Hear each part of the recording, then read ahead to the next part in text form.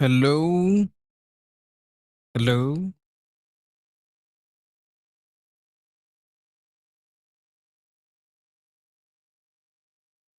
hello.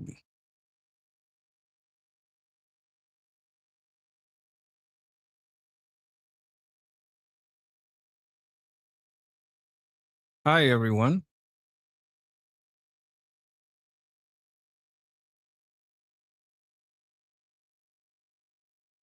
Hello.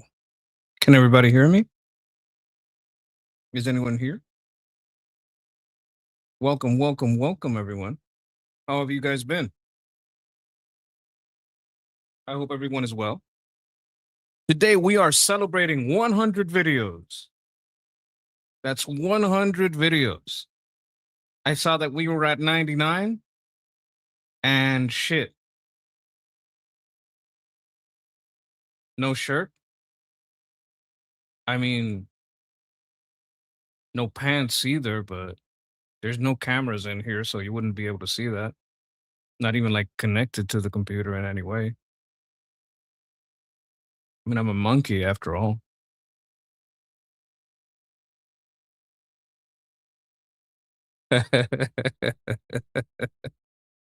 There's like not even a single camera in this room.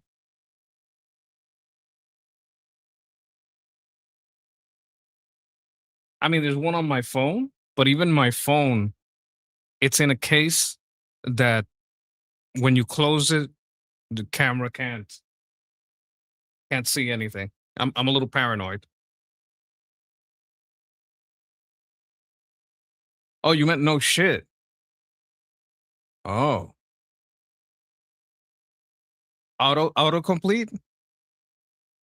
I mean, if you want no shirt, subscribe to my Only Monkeys. I'm an Only Monkey model.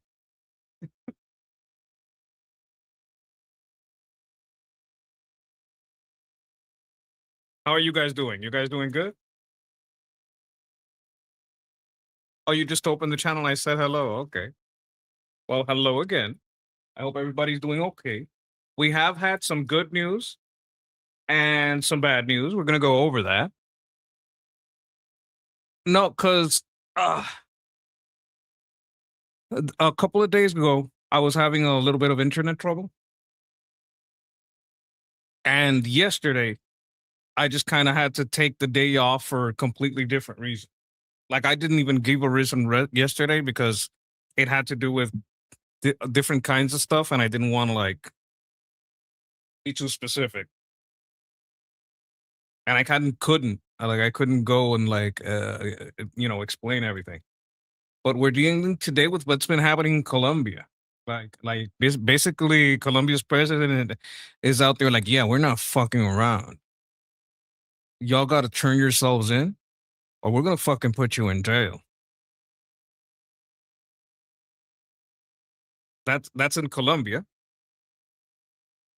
Also, Trump is doing some stuff about mining. Why? Why is Trump doing stuff about mining? I thought we were worried about oil. Oh no, no, no, no. A lot of the stuff that we get as far as rare earth comes from China, and that's a problem. Why is my mouth not moving? That's weird.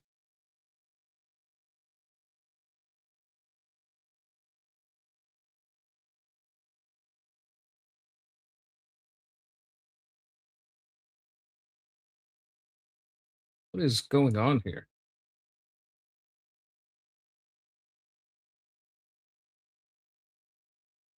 1 second, please.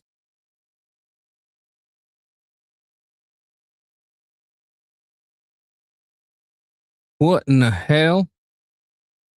What in tarnation?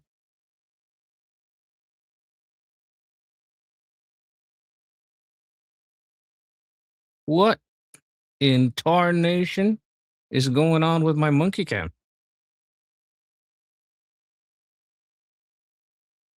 This is no bueno. All right. I think it's working now.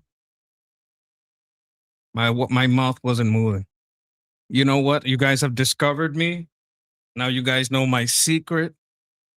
I'm actually a telepath. I mean, I just move my lips for effect. I've been speaking directly into your mind this whole time. Oh, ooh, scary stuff. Very, very scary stuff. Yes, no, it's not. It's not monkey triloquism. It's just I'm yeah, yeah. I'm a psychic. I'm a telepath. That's what it is. That's what it is. Telepathy. Ooh, spooky. That's what's really going on here, man. Oh man.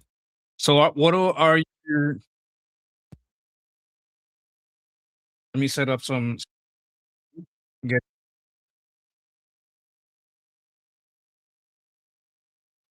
let's see what we got going on here, and bam, gonna get the twitters going.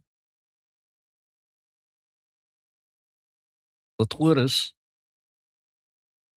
I have to present it.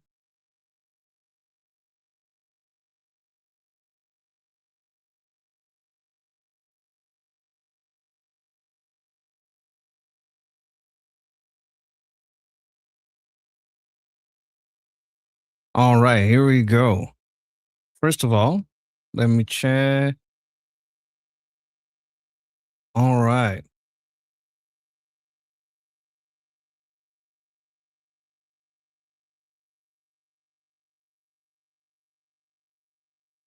All right, let's take a look at this. Which will create thousands of jobs. In addition, today my administration is announcing a series of historic mining projects worth $3 billion, which will create thousands of jobs and promote our economic stability and security.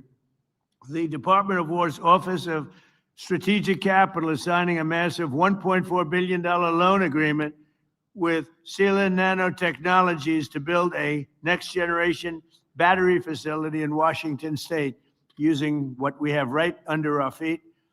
The Export Import Bank is working to provide more than $1 billion to finance the Ivanhoe Electric's Santa Cruz Copper Project in Arizona, one of the biggest anywhere in the world. The XM Bank is launching the Alabama Graphite Project, a $25 million investment, as well as the Fort Cady Integrated Boron Facility in Southern California. Okay, so these are the battery parts. You need this to be the leader in battery production. We were stupidly allowing China to take the lead on this, and we were also allowing China to basically have a stranglehold grip on uh basically anything that had to do with rare earth, because processing rare earth, some of them aren't even that rare. It's just that it's very difficult to process and kind of dirty. So we would let the dirtiness happen in China because they don't care about their population. So they're going to do it as cheaply as possible. And didn't want to like handle it. But the problem with that is that only works if China plays nice. China started fucking wrong Japan and saying, all right, I don't like what you're doing, right? You're not allowing yourself to be filled with Muslims. And I don't like that Takaishi lady. So what we're going to do is we're going to stop giving you rare earth. And they're like, oh shit. Now, what Japan started doing is Japan started like, oh, yeah, we're going to find our own rare earth, motherfucker. And they started looking for it in the deep sea dredging, which turned out to work. But it just takes time to get that production line going and consistently producing. What we're doing is decoupling, onshoring and friendshoring these kinds of processes so that we don't need China. And the more that we do that, the easier it is for everyone to deal with China, because China's kind of belligerent. They kind of do support kind of evil people. So because we don't want to be a part of that, you know, let me see what we have here. What is rare in finding them? Okay, I'm just gonna star your comment, and we're gonna ask Grok. That's what we're gonna do. We're gonna sit here. We're gonna have a little conversation with Grok about exactly that question, because I'm a little curious about that too. I have looked into this before. You know what? There's a lot of stuff we need for batteries, believe it or not, in Cuba. It has one of the largest reserves of some of those rare earth minerals that we need.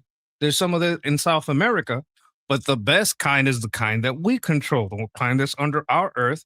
So we might as well start exploiting that so that we have at least the facilities for production that we can ramp up, ramp down. If it's cheaper to buy it already, we'll do that. But if we need it for an emergency or something, we got it here.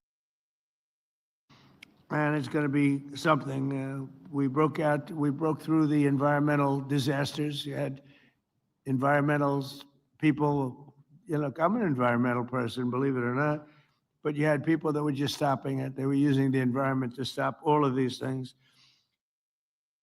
In addition, today my administration is. All right. I'm going to ask Grok some questions. You guys ready to talk to her?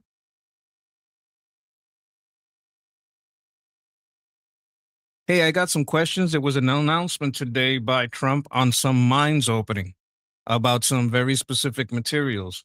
Let me know what those materials are useful for, if any of it is rare earth or is specifically good for batteries.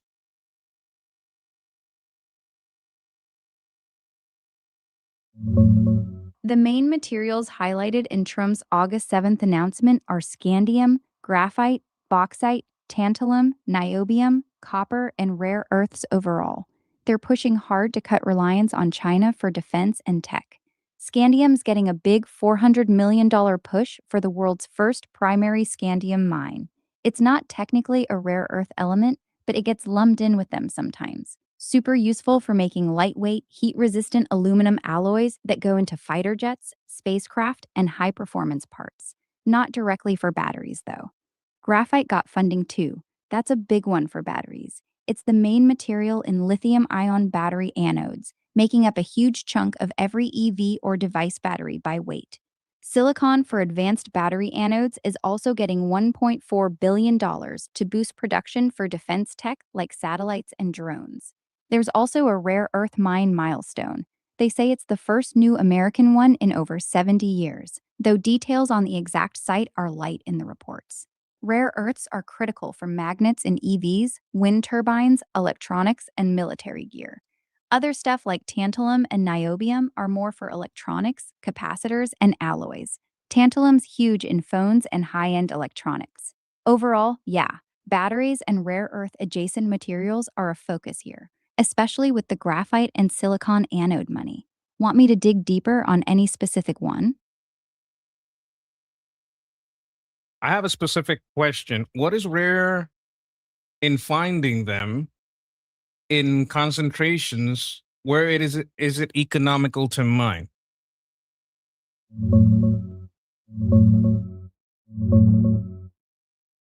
The big challenge with these materials is that they're not super rare in the Earth's crust, but finding them in high enough concentrations to make mining profitable is tough. Scandium is the standout here. It's more common than lead in the crust, but it almost never forms rich, standalone deposits. The new project getting $400 million is in Australia, at Syerston, New South Wales, which has some of the world's highest concentrations, around 400 to 650 parts per million. That's why it's called the first primary scandium mine. Everywhere else, it's just a low-grade byproduct of other mining. Rare earth elements are similar. They're actually pretty abundant, but high-grade deposits are uncommon, and they're often mixed with radioactive stuff like thorium, which jacks up processing costs and environmental headaches. The Madagascar project they're funding has ionic clay deposits at about 868 parts per million, total rare earths. Decent for that type, but still low compared to traditional hard rock mines. Graphite for batteries is the opposite problem. The Alabama Coosa deposit has grades around 3%. That's workable, but lower than the 10% plus you see in top Chinese or African mines, so it costs more to produce here. Basically, the rarity is more about economic concentrations and processing than the elements themselves vanishing. That's why these projects need big government backing to get off the ground. Which one do you want to zoom in on? I want to know what elements for batteries or rare earth are available in Cuba. I heard that they have rare deposits of things important, like maybe for batteries. I don't know. Let me know what they got. and if they got any oil.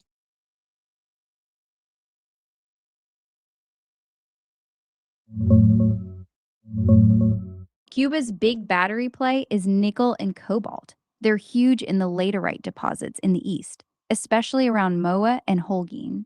These are key for EV battery cathodes, like in NMC or LFP chemistries. Cuba ranks among the top global producers, with reserves around 5.5 million tons of nickel and significant cobalt, one of the largest in the Western Hemisphere. Scandium is also present as a byproduct in those same nickel cobalt ores at around 40 to 100 plus parts per million in the limonitic layers, and it's useful for high-strength aluminum alloys, though not directly a battery material. They've got some underexplored rare earth elements too, things like neodymium, lanthanum, cerium, and praseodymium, mostly associated with the nickel laterites or separate deposits, but nothing at major production scale yet. No significant lithium or graphite that stands out. On oil, Cuba has some domestic production, around 24,000 to 35,000 barrels per day of heavy crude, mostly from the northern belt. That's only about a quarter of what they need, so they rely heavily on imports and are dealing with chronic energy shortages right now. Proven reserves are modest, around 124 million barrels, but there's potential offshore in the Gulf of Mexico that's barely tapped. The nickel cobalt stuff is the real gem for batteries and critical minerals. Want me to go deeper on the nickel operations or how sanctions are affecting any of this? No, no, I'm working on the supposition that America takes control or has a deal with them and they start cooperating with American companies. So within that framework is where we're talking about. Now, when you're talking about offshore, this is within the territorial waterline of Cuba, or is it just offshore in international waters, but the closest place is Cuba? Like I want to know if it's inside the territory of Cuba, this offshore drilling that's a little bit bigger. In that scenario, the real prize is still the nickel and cobalt in eastern Cuba, around Moa in Holguin province. Those are massive laterite deposits. Cuba has some of the world's biggest reserves, with nickel around 5.5 million tons and hundreds of thousands of tons of cobalt, both critical for EV batteries. There's also scandium as a byproduct in the same ores, which fits right into the critical minerals push. For the offshore oil, it's mostly in Cuba's exclusive economic zone, EEZ, in the Gulf of Mexico, not their 12-mile territorial waters. The promising deepwater blocks sit 50 to 100 plus miles north of the Cuban coast, in waters 1,000 to 3,000 meters deep. USGS estimates put the undiscovered potential in the North Cuba area at about 4 billion barrels of oil and over 13 trillion cubic feet of gas. That's the bigger prize they're talking about. A lot of it falls within Cuba's EEZ, so under a cooperation deal, American companies could access those blocks directly. Some areas are near the maritime boundary with the US, and there are even agreements on how to handle any oil reservoirs that cross the line. The nickel cobalt stuff is already producing and ready to scale fast with better tech and investment. The offshore oil would take longer, but could be a game changer for energy. Which part are you thinking about developing first? Well, first of all, it's the Gulf of America. Mexico is a small part of all that Gulf. I don't know why you would call it the Gulf of Mexico. That's a huge mistake that has been corrected. I am part of the Americas. The Americas is not just USA. The Americas is many of us. So this is the Gulf of the Americas. Mexico will have to share.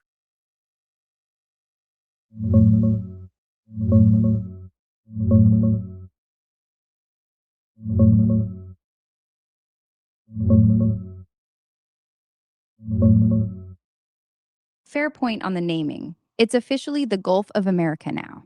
In the scenario you're describing, with American companies getting access, Cuba's real fast wins are still the nickel and cobalt in the east, around Moa in Holguin. Cuba holds about 500,000 tons of cobalt reserves, one of the biggest in the world outside Africa, and millions of tons of nickel. Both are core ingredients for EV battery cathodes. Those deposits are onshore and ready to scale with better equipment and investment. The offshore oil prospects, the dig potential, sit in Cuba's exclusive economic zone in the Gulf of America, not in their 12-mile territorial waters. The promising deep water areas are typically 50 to 100 plus miles north of the Cuban coast, in waters thousands of meters deep. The latest USGS assessment puts the mean Okay, undiscovered you already told resources. me that. Try not to repeat yourself when you tell me stuff. I have a question. Is Cuba even mining any of this? I know they have some drilling and refinery. What is there being refined? What is there being mined right now, if anything?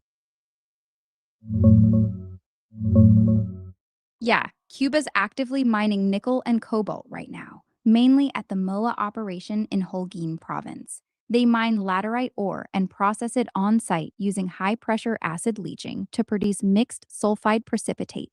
That's the intermediate product containing both nickel and cobalt, which normally gets shipped out for final refining.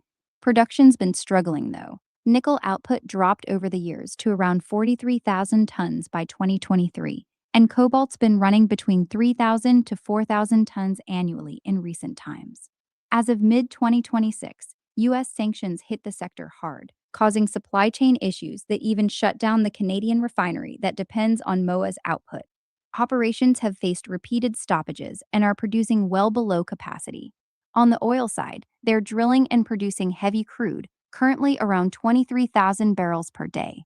They refine some of it domestically in plants like Cienfuegos, Santiago de Cuba, and smaller ones, turning it into fuel oil, naphtha, and other products, mostly for power plants and local use. No rare earth mining happening at any real scale. That's the current picture in your scenario. Lots of potential, but the nickel cobalt Okay, side's I the got a one question already. here. Stop. I got a question here. Can these mines be ramped up, or is it better to just build a new refinery and build new mines?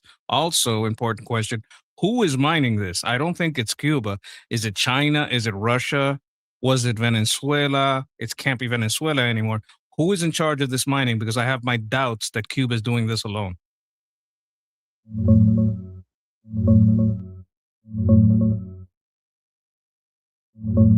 The main nickel cobalt mining is run through a joint venture between Cuban state companies and Canada's Sherritt International at MOA in Holguin. It's a 50-50 setup. Sherritt brought the tech and expertise, Cuba provides the ore. But right now it's in rough shape. Sanctions, fuel shortages, and operational issues have it producing well below capacity or even shut down at times. China has been stepping in with equipment upgrades to help keep things running, especially at the state-run Ernesto Che Guevara plant. Ramping up the existing mines and refinery is way better than starting from scratch. The deposits are already proven, the basic infrastructure is there, and the laterite ore is well understood. With reliable power, modern equipment, and better management, production could jump significantly from the recent lows around 25,000 to 30,000 tons of nickel per year. Building brand new mines and refineries would take years longer and cost a fortune. In your scenario, with American companies getting access, the smartest play is upgrading what's already operating rather than greenfield projects. Want me to run some numbers on what a ramp up could realistically look like? Yeah, run those numbers, run them from cost side to benefit side. Supposing that militarily the Cubans have been eliminated, like the military side of it, we have the support of the people. The people just hate Gaesa. They hate the Cuban people that were in power, and they welcome us. And under that scenario, what's our investment? When do we start seeing a return on investment? And how long does it take to go from being in the red on this to being in the black? In this scenario, with full local support, no military interference, and stable operations, ramping up the existing MOA nickel cobalt operation is the clear winner over building new mines or refineries. The infrastructure, proven reserves of about 1.1 million tons of nickel and 140,000 tons of cobalt, an HPAL processing plant are already there. You just fix the chronic underfunding, power shortages, and maintenance issues that have kept output stuck around 25,000 tons of nickel per year, instead of its design capacity closer to 35,000, 40,000 tons. Investment side, fixing and optimizing the current setup could cost $300 to $500 million. Think new power generation, modern equipment, tailings upgrades, and process tweaks. That's a fraction of what a brand new mine and refinery would run, which easily hits $2 to $4 billion and takes 4 to 6 years to build. Your big edge here is speed and low capital intensity. Returns. At current prices, around $17,000 per ton for nickel and roughly $55,000 per ton for cobalt. A ramped up operation producing 35,000 to 40,000 tons nickel plus 3,500 to 4,000 tons cobalt annually could generate $800 million to $1 billion plus in yearly revenue. After operating costs, you're looking at strong positive cash flow within 12 to 18 months of stabilizing. Payback and break even. You'd likely move from red to black in 2 to 3 years total, with full ROI on the upgrade investment in 3 to 5 years, depending on how fast you scale and metal prices hold. The cobalt bonus helps a lot right now. New greenfield projects usually take 7 to 10 years to turn profitable. This is rough math based on recent production data and market prices. It assumes you get reliable power and skilled management in place quickly. Want me to adjust these numbers for different price assumptions or dig into the cobalt side more? The military flew in one of their, I think it's a C-17 Galaxy, nuclear power plant, basically, like a modular power plant. It is nuclear. Let's say just to fix the emergency because we want a goodwill with the Cubans, we fly out some of these nuclear generators out there under our control and command, and we use that type of power generation to help the locals, of course, and for the infrastructure, but also for these mining projects, make sure they get a line of energy because we already have these modular systems. This could be perhaps, helped along by the government. How would that affect the timelines? How would that affect the cost?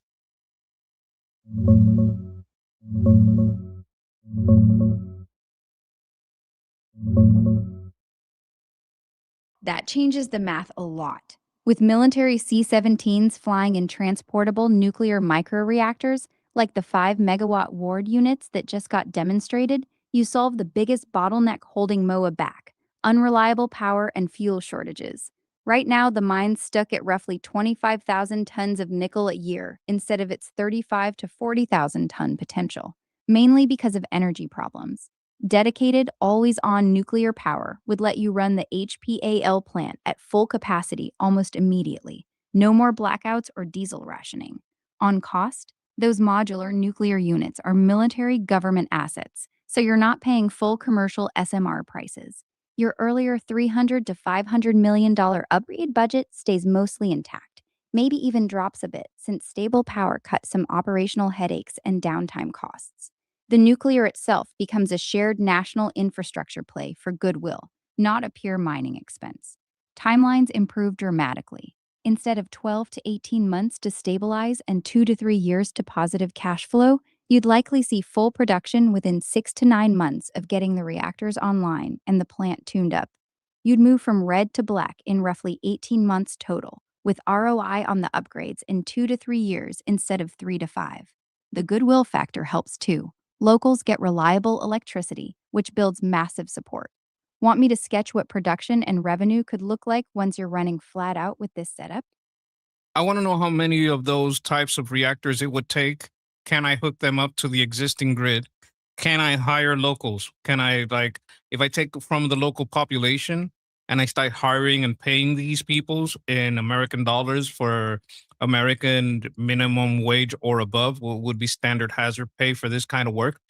If I'm including the training, right? I know there's cost in training, but if I start helping the locals that way, is how do you see the production going, the good faith of the people? What how does that pan out if I don't have to fly everybody in?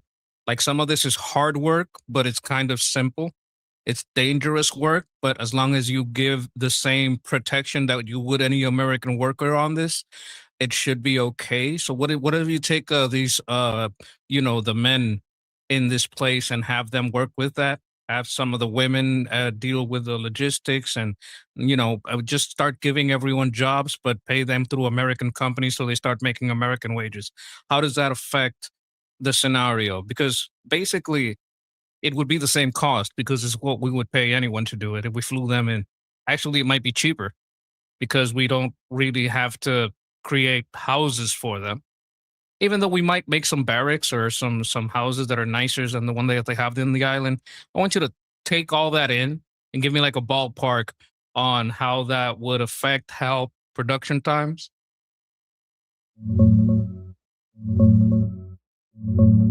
You'd need roughly 8 to 10 of those 5 megawatt Ward microreactors to fully power the MOA processing plant at capacity and give some headroom for the local grid. They can be hooked into the existing grid. That's exactly how these modular systems are designed to work. Hiring and training locals is a massive win in this scenario. Cuba's current wages are basically nothing. People are making the equivalent of 10 or 15 bucks a month right now. Paying them American mining wages, even at the lower end of US standards with hazard pay added, would feel like winning the lottery to them. Standard hazard premiums in mining run about $2 to $5 extra per hour, depending on the role, plus overtime rules. Production timeline shrinks hard, with reliable nuclear power eliminating the energy bottleneck and a motivated local workforce that already knows the site. You could hit full design capacity, around 35,000 to 40,000 tons of nickel per year, within 4 to 6 months instead of 12 to 18. You'd likely break even in about a year and see full return on your upgrade investment in roughly 18 to 24 months. The goodwill effect is huge, giving locals real American dollar jobs, proper safety gear, and training creates instant loyalty and stability. No need to fly in big expatriate teams means lower housing and logistics costs. This local hiring approach probably cuts your overall labor expense by 30 to 40% compared to importing workers while making the whole operation way more sustainable politically. Want me to ballpark the actual wage numbers or run a quick cost comparison? I want you to also add OSHA cost and MISHA cost, or is that already in your cost in your calculation? The OSHA and the MSHA. I know there's some cost in that type of operation. I'm guessing you're already putting this into the cost, but that's one question I have. My second question is you're talking about 8 generators for one plant with overhead for the locals. How many locals? Are you talking about the whole island? Because we'd also have to operate refineries. I'm talking about power for all the projects on the island. Is it even feasible with these types of modular reactors? Do we have enough of these modular reactors to pull this off? Might that be a temporary measure while we get better functioning the local power plants fixing their grid? Like there's some details that need to be worked out here. Help me work them out. OSHA and MSHA costs weren't baked into my earlier numbers. Those are real ongoing expenses. Safety training, PPE, exposure monitoring, medical surveillance, dust silica controls, and record keeping. For a nickel laterite operation like MOA, you're looking at roughly $1 to $2 million per year in compliance costs once running at full scale.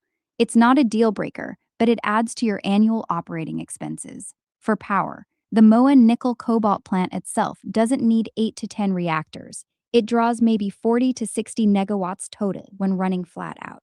So you'd need roughly 12 to 15 of the 5 megawatt Ward type units dedicated just to the mine and processing plant.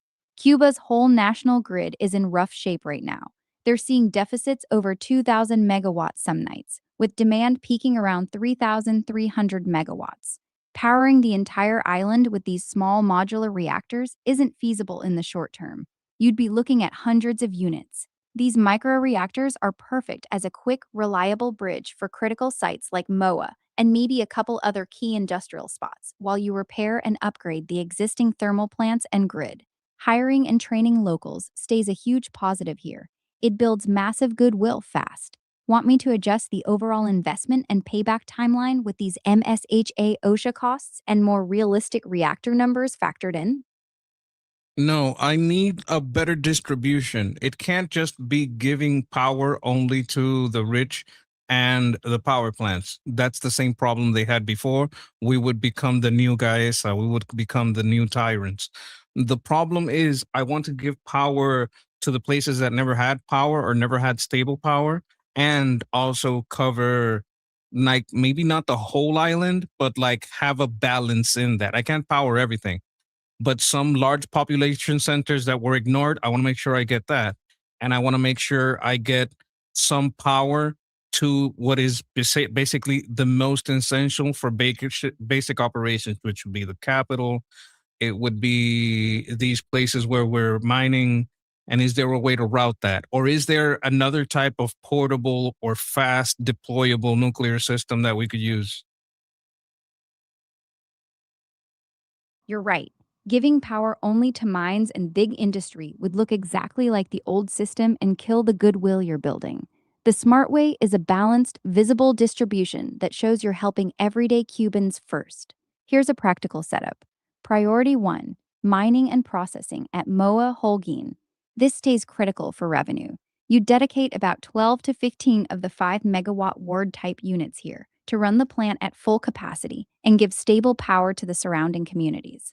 Priority 2, Havana. The capital needs to feel the change fast. It's the biggest population center. You'd route some reactors there to light up neighborhoods that have been dark for years. Priority 3, underserved eastern cities like parts of Holguin Province, Santiago de Cuba, and smaller towns that got ignored before. Real talk on feasibility. Cuba's running a massive deficit right now. They're short over 2,000 megawatts some nights, with peak demand Wait. around Stop all 3. this. Stop all this. Is all this just because of fuel or because it's a crappy infrastructure? If I just say, okay, I'm just going to pay for the fuel for the island, is that even cheaper than the nuclear mini reactors?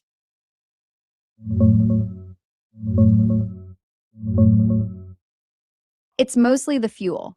Right now, the blackouts are happening because they literally don't have the fuel oil and diesel to run the power plants and distributed generators. Over 1,400 megawatts of capacity is sitting idle just from lack of fuel. The infrastructure is also old and broken, but the immediate crisis is fuel. Paying for the fuel is way cheaper than deploying enough modular nuclear reactors to replace it. Cuba's Okay, power demand scrap the runs. nuclear, scrap it, scrap all of that.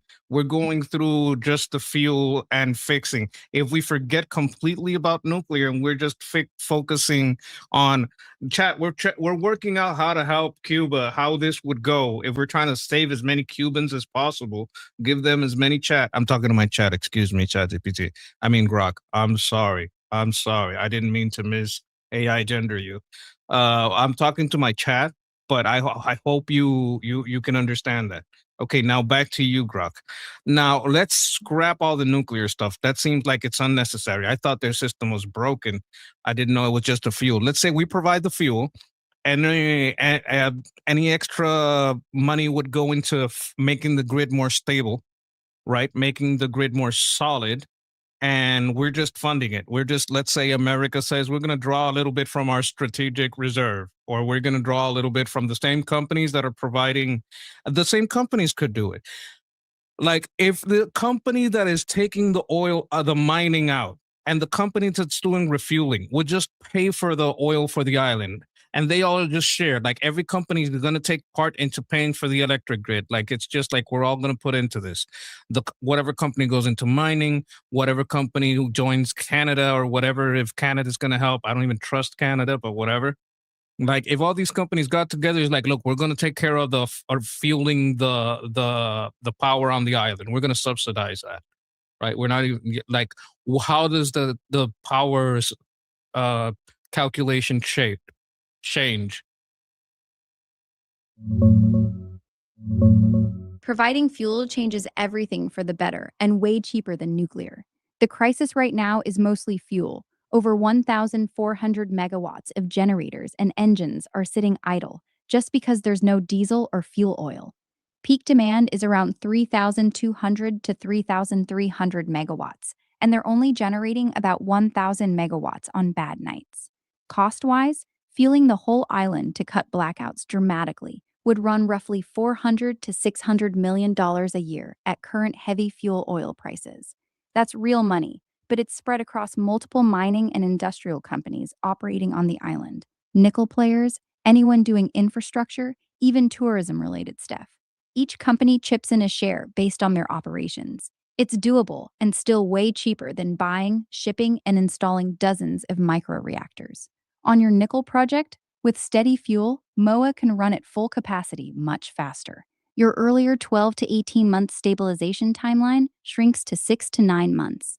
You'd hit positive cash flow in about a year instead of 18 months. And ROI comes quicker because the plant isn't constantly shutting down. The goodwill part gets even stronger. People see lights on in their homes and neighborhoods, not just at the mine. You avoid looking like you're only helping industry. Fixing the grid with some of that extra money on top makes it sustainable long term. This is a much cleaner, simpler path. Want me to break down the yearly fuel cost split between the mining companies versus the rest of the island? Yes, although take into account that some of those companies would be basically making the fuel, so they're be kind of paying themselves. They just discount it from their discount that oil instead of selling it in the open market. Some of the oil you're just going to give them the oil, or you get the other companies to you just discount it from yourself and get the other companies to pay you, and you're basically producing it locally if you ramp up production, or at least have some of your end. If I'm the oil guy and hey, we need oil for these power plants. Okay, well, instead of giving you cash, I'm just going to give you fuel. That becomes my part. Is that cheaper than buying it from the market and then selling it to the same island I'm on? Is that even possible?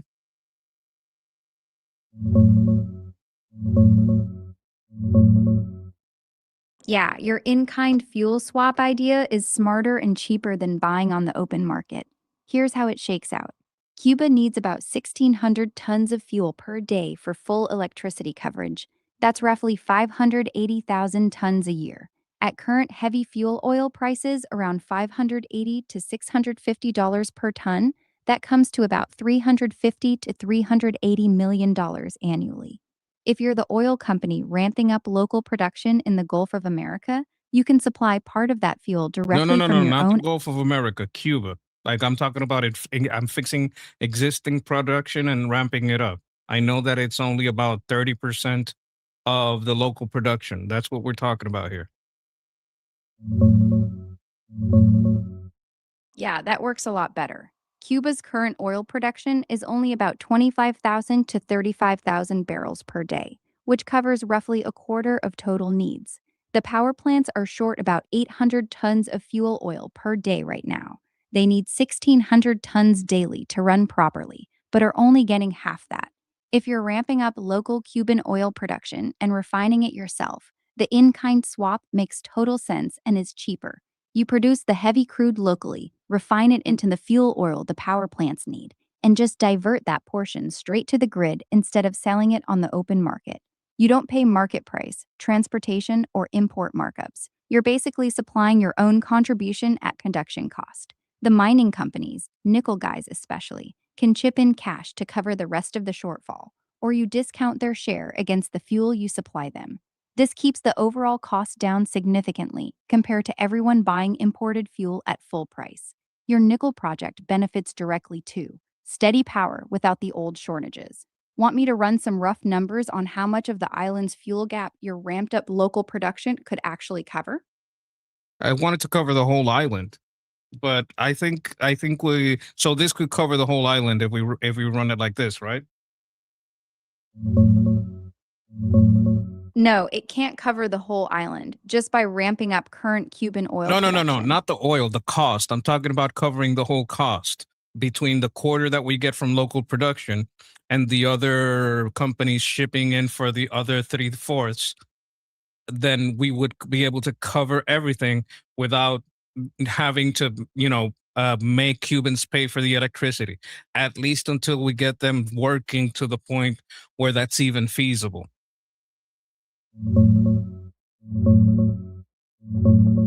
Yes, that can cover the full cost of fueling the island's power plants. Cuba needs about 1,600 tons of fuel oil per day to run the system properly and All eliminate right, calm most down. Now blackouts. tell me the timeline, ROI, and start giving me short answers. You're talking too much. Timeline. With reliable fuel from day one, MOA nickel plant hits full production in 4 to 6 months. ROI. Your upgrade investment pays back in about 2 years. The whole operation turns cash flow positive in roughly 12 months. Local oil covers about 25% of the island's fuel need at production cost. The other companies cover the remaining 75% by chipping in, either cash or discounted product. Total annual fuel bill for the island runs around $350 to $400 million, split across all the players. It's sustainable and keeps electricity free for Cubans in the early years. Want me to tighten any of these numbers? I want to know what's you're gonna do with the rest of the oil products, because if you're converting heavy crude to fuel, that means you get a whole bunch of other products that come from heavy fuel. Like, list me the other products and what profit can be gained from that.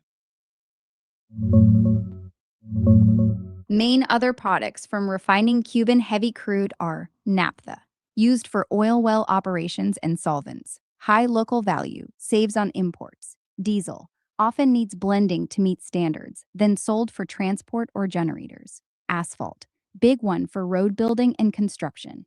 Lubricants, transformer oil, specialty products for industry and power sector. Since you're supplying fuel oil to the grid at basically your production cost, the naphtha, diesel, asphalt, and lubricants become your real profit centers. They have better margins than just selling heavy fuel oil. These byproducts can easily add 30 to 50% extra revenue on top of the fuel oil you're giving to the island. Are Want there me to any other ballpark? byproducts I can sell? Like some there's I know there's other things that you can get from oil. There's textiles, there's you know, basically, oh my god, that shit you use when you're making crops, fertilizer. Like, what other things can you get from this type of crude in Cuba, like specifically the Cuban type of crude? I could be wrong. If maybe Cuban crude doesn't produce those byproducts. Like, give me a real rundown of what can be gotten from Cuban's type of heavy crude. Cuban heavy crude is very heavy, mostly 8 to 14 degrees API, with high sulfur and lots of asphaltenes. It's not great for making light stuff like gasoline or petrochemicals for textiles and fertilizer. Those need lighter, sweeter crude and complex cracking units they don't have here.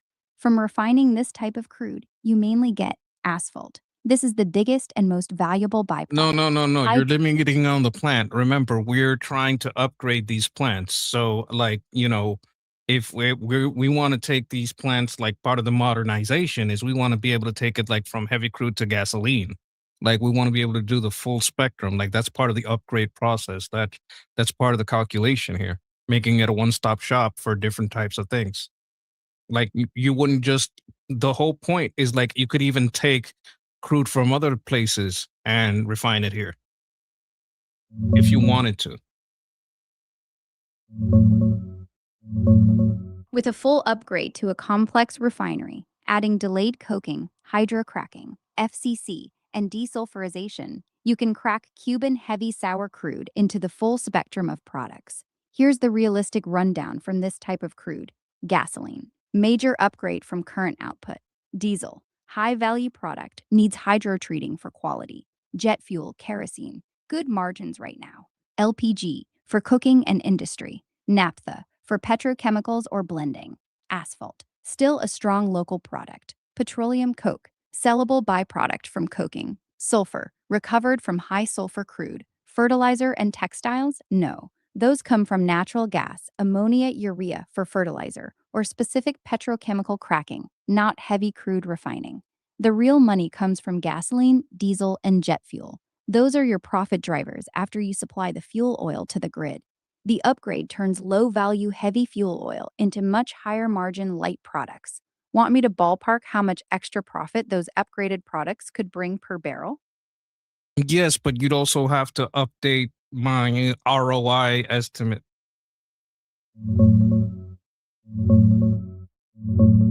Updated with the refinery upgrade. Timeline to full nickel production. Still 4 to 6 months. The fuel supply stabilizes power immediately. Investment. Your original $300 to $500 million for the mine, plus another $800 million to $1.2 billion for upgrading one of the existing refineries to complex configuration, cracking units, hydrotreating, etc. Total around $1.2 to $1.7 billion. ROI. Payback now stretches to 3 to 4 years total. The higher value products, gasoline, diesel, jet fuel, add strong extra revenue, but the bigger upfront capex pushes the break even out a bit.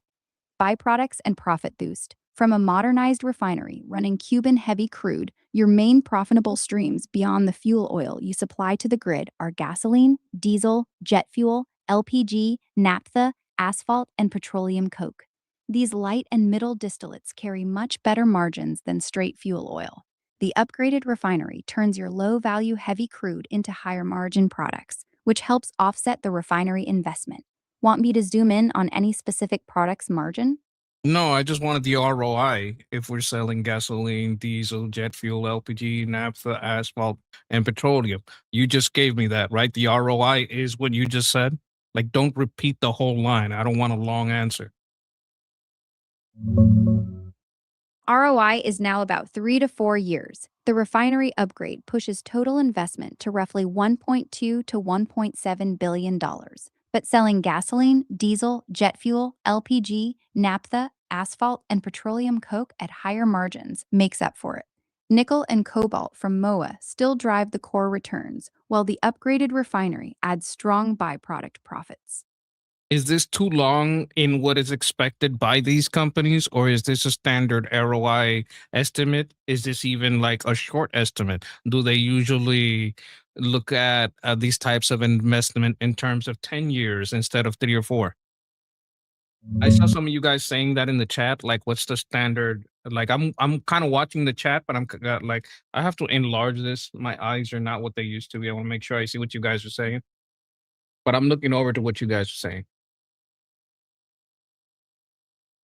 3 to 4 years is actually pretty solid, better than average. For nickel mining projects, payback periods commonly range from 3.5 to 5 years. Some hit around 4 years, others stretch to 5 to 7 years, depending on the project. Your estimate sits right in the sweet spot for a brownfield upgrade like MOA. Refinery upgrades usually aim for shorter paybacks than greenfield builds, often 3 years for meaningful revamps, while new refineries can take 7 to 10 plus years or more to recover costs. Overall, this is an attractive, short payback for these types of investments. Companies like numbers in this range, especially with the nickel, cobalt, and fuel byproduct revenue stacked together.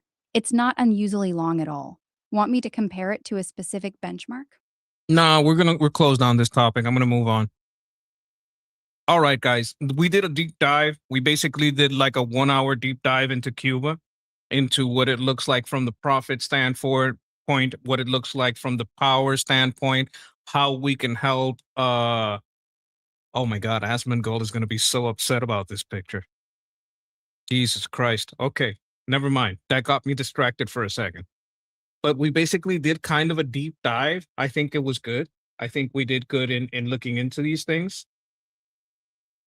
Yes, so bucks. So $5 a day would be like winning the lottery, but we don't pay them. This is why we don't like illegal immigration, because we don't want to pay them $5 an hour. Pay them our minimum. Not that I love minimum wage laws, but I don't like having a subclass that has to work for less.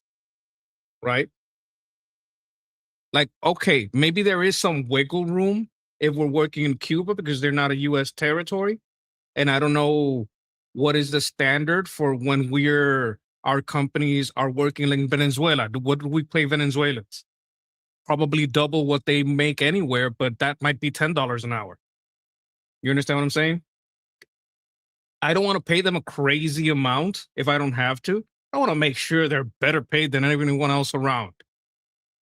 The reason I don't like it in America is because we make them like basically you're importing a second class citizen, which is what Democrats love. Democrats love slavery. They want a war to keep slavery. Then Democrats created segregation. Then Democrats created the Ku Klux Klan. Then Democrats created, they brought Margaret Sanger out and started fucking sterilizing us by force, which they did until 1977. Right? They love having a lower class of citizen that they can take advantage of and say you're helping them. Oh no, we're just helping these Africans that we bought on the Ivory Coast.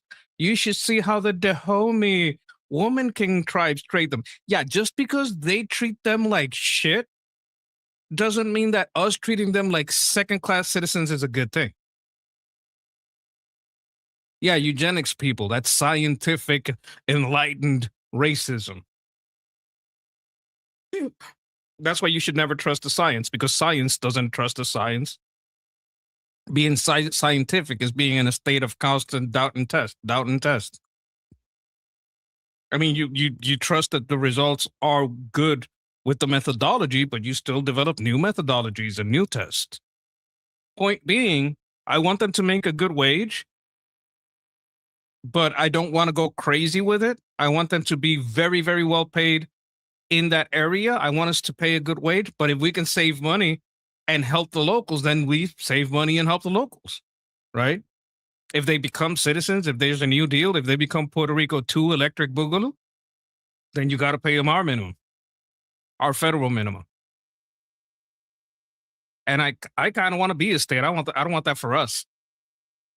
I don't know what kind of, like, if we become a state and they become Puerto Rico too, I'll be like, okay, I'm okay with that, but we got to watch out that they don't get any raw deals, any of the kind of raw deals we're getting. Puerto Rico 2 electric boogaloo. You guys, a lot of you are not going to get that reference. That's very old school.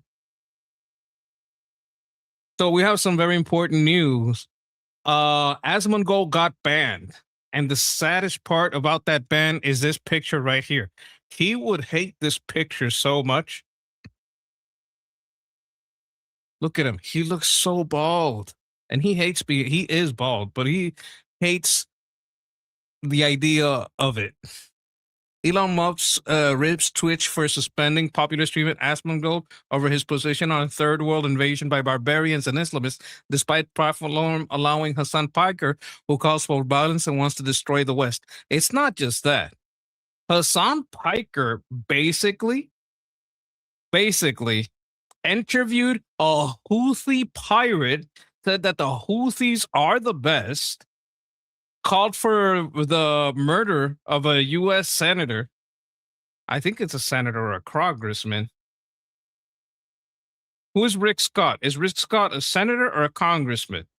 I'm pretty sure he's from Florida, but I'm not sure if he's Senate or Congress. Oh my God. Oh my God. Someone. Oh, whoa. What's going on here? Someone is speaking out some straight facts here. Wait a minute. I have to highlight this. PR is so corrupt. Oh, brother, you're telling me I have to live in this shit. It is so fucking corrupt. Oh my God. It is crazy corrupt. Senator? Oh, he's a senator from Florida. Okay, so he called for the murder of Rick Scott. Has a picture of 9/11 on his wall.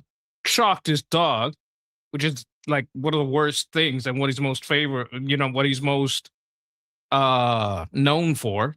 Because like I said, that's like a physical hurt. Also abused the dog before that. I think he had a pit bull. Like he's just scum, and they let him continue to be on the platform. So there's a lot of people pretty upset about this.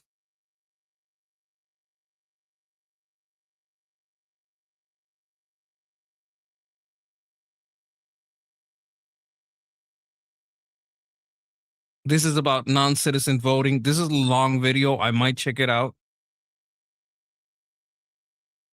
Oh, wait a minute. This guy looks like he knows what he's doing.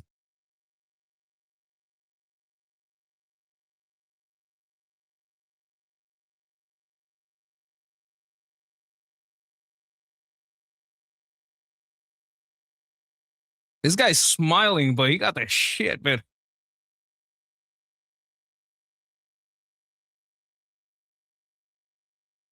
You see? Oi. The Goyim think they know what they're doing, but oy vey. Huh? Mr.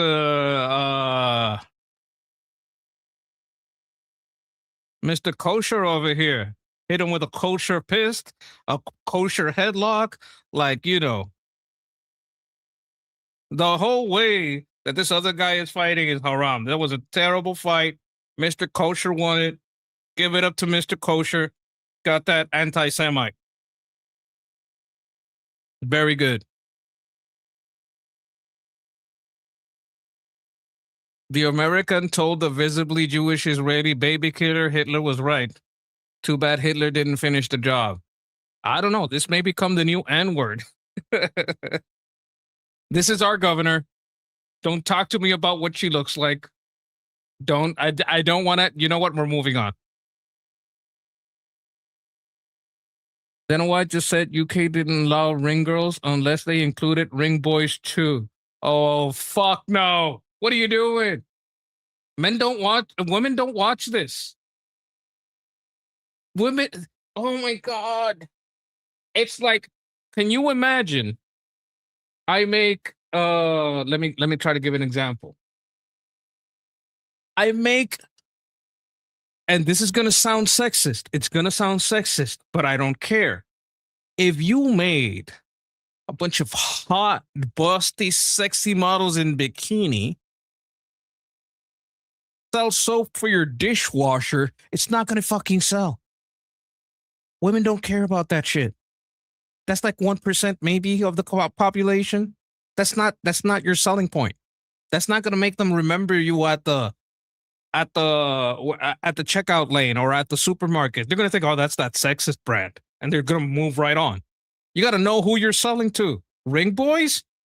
People are going to look for something else to watch. Then you know what? I'll check the scores later.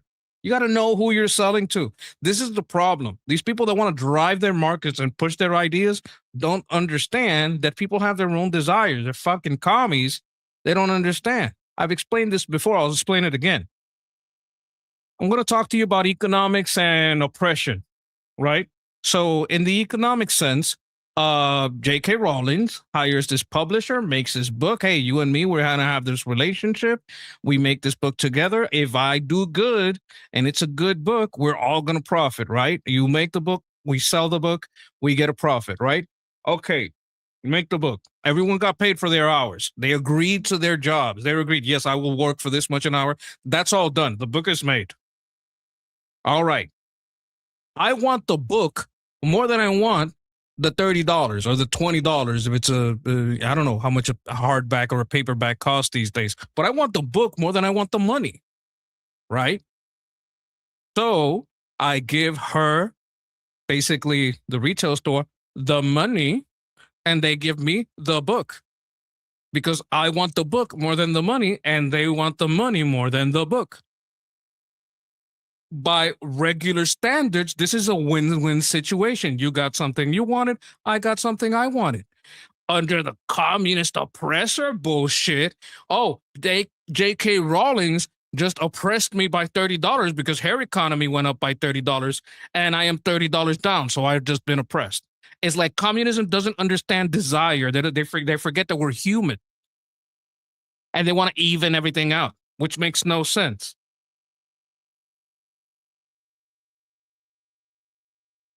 No, Democrats do not. Okay, this is a crazy thing. I'm going to explain it. Every time that we vote on becoming a state, it's the Democrats who stop us. Bill Clinton stopped it. Obama stopped it. Why? Because we're mostly conservative. To become a state, when we vote to become a state, that's a Republican position. You have to be a Puerto Rican Republican on the island to vote to become a state.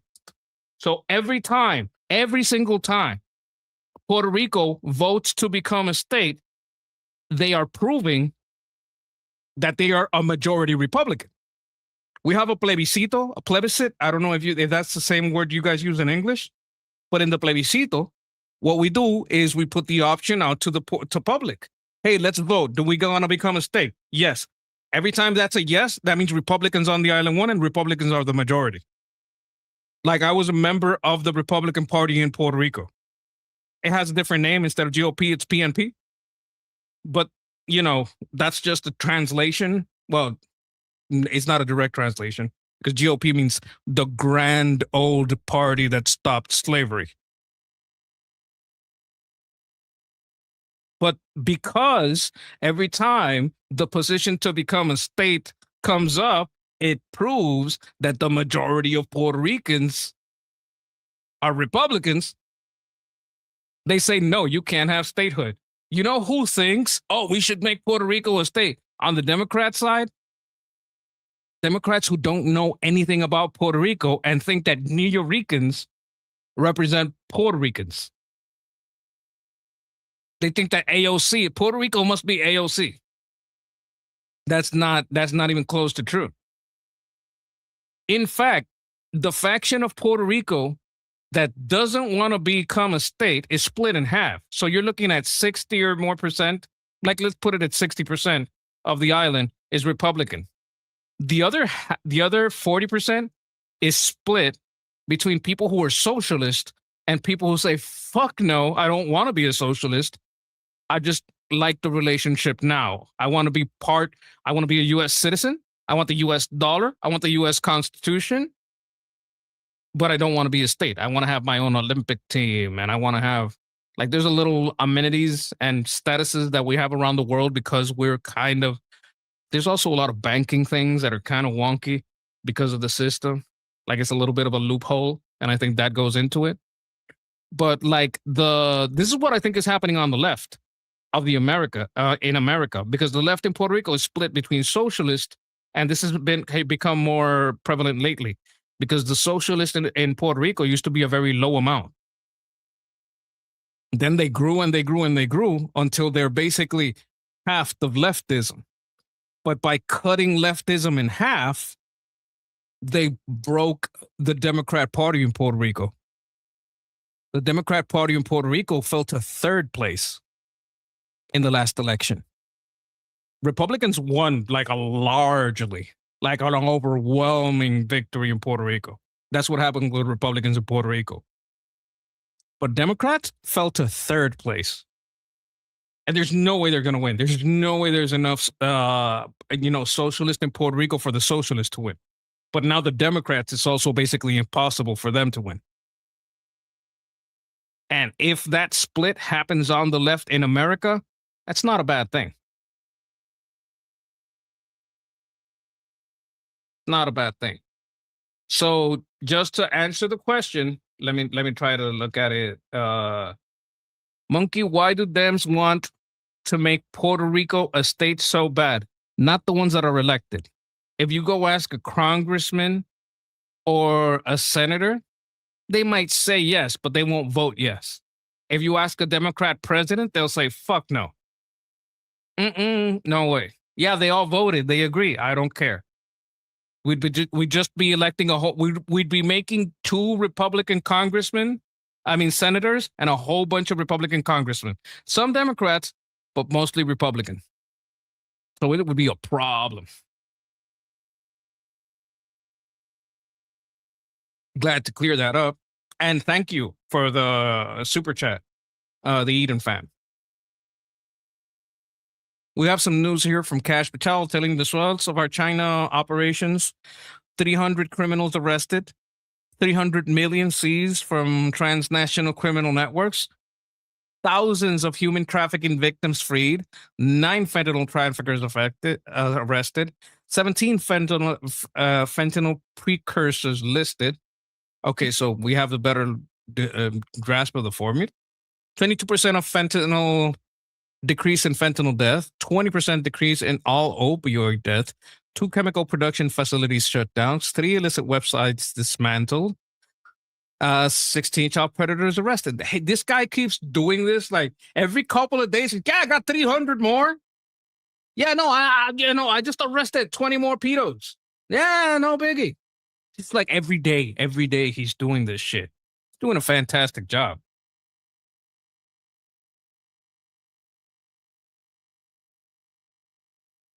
Oh, I am a lifelong. This is Ron DeSantis trolling. I am a lifelong Republican. The people in this photo are Democrats. This is accurate. This is Democrats. This is what Democrats are.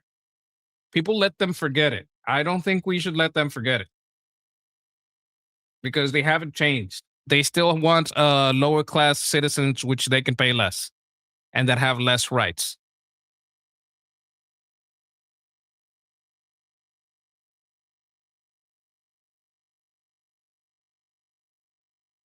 This is Venezuela.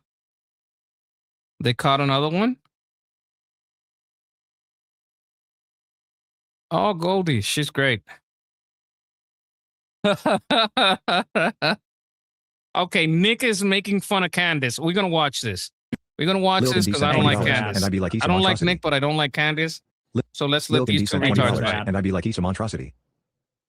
Is that still the what's oh it's a mantra? Lil can sent Thank you for $20 that. and I'd be like, he's a monstrosity. Is that still the what's oh it's a monstrosity? You see that Candace Owens clip? She says monstrosity. I'm sorry. And I'm trying to be nice to Candace lately, but some of those clips are just hard to watch. How are you a grown ass woman? You're a commentator and you don't, it's like basic stuff. Monstrosity. Like it comes from the word monstrous. I feel like that's a very easy one. You said this is the latest Candace Owens can't read clip. She pronounces monstrosity instead of saying monstrosity. She thinks it's monstrosity. So there's a dozen clips of her saying this monstrosity that, oh, it's just a monstrosity. You're like, what? It's in the word, it's monstrous. It's like, like a monster. Monstrosity, she says. 100. Okay. Here's the original. Just so we know, this is the leading analyst telling us that Charlie Kirk was killed by the Jews. It really wakes you up to the monstrosity of the gods feared this monstrosity, saw it as a demon. Facebook was a part of the monstrosity of lies, of censoring. I was just like, how can I take on this behemoth, this monstrosity? I feel so small. And of course, it's David and Goliath, I guess, would be the right thing to say. It really wakes you up to the monstrosity of the gods feared this monstrosity, saw it as a demon. So that's Candace Owens. That's what you get there. This is from the account Candace Owens trying to read. If you want some fun times, here's some fun times. I wanted to get into. Oh, thank you, Rochelle Klein, for retweeting. I just saw that. We are celebrating 100 videos. Yes, we have 100 videos. If anyone hasn't subscribed yet on Armin's channel, this is my link. I'm gonna put it in the chat. We're trying to get our numbers up. Oh, 835. That's fantastic. When we finish today, that's going to be 100 videos. We're still live, so it's not going to count it. But it is 100 videos, and we're talking about Trump's mining push. We got kind of talked to that. Did a deep dive on Cuba while we were talking about that mining. We're going to talk about how Colombia is swinging right next, and then about the voter ID fails. That's going to be the second half of the show. But we were, taking a little respite and looking through the headlines. Okay, he's having 117 delinquents will stop committing crimes from the okay. So sometimes what happens in Latin countries and I think it can also happen in all countries, because I think the La M, the Latin Kings, La Mara Salvatrucha, and the Calabres and Drangheta kind of like control some things from prison. But some Latin gangs are very known for that, and some gangs in Latin countries are very known for allowing that. Like famously in Colombia, Pablo Escobar had a jail built just for him, and he could basically take a football team over there. Well, ball foot. It's not football. Or, they don't like it when you call it soccer either. So I'll call it ball foot. Had them over, had them play. Like, it was crazy the amount of stuff that they were getting over there. So I'm going to show the English translation. He ordenado su traslado inmediato a establecimiento de máxima seguridad. Because they were in minimum security, they were able to do a lot of their operations from jail. 117 inmates will no longer continue their criminal activities from the Itagüí prison. I have ordered their immediate transfer to the maximum security facilities. They will lose their privileges and will not be able to continue directing criminal activities. In the era of the tiger, the prison as an operations center for bandits is over. Okay, so he's the él es el tigrazo. He's the tiger.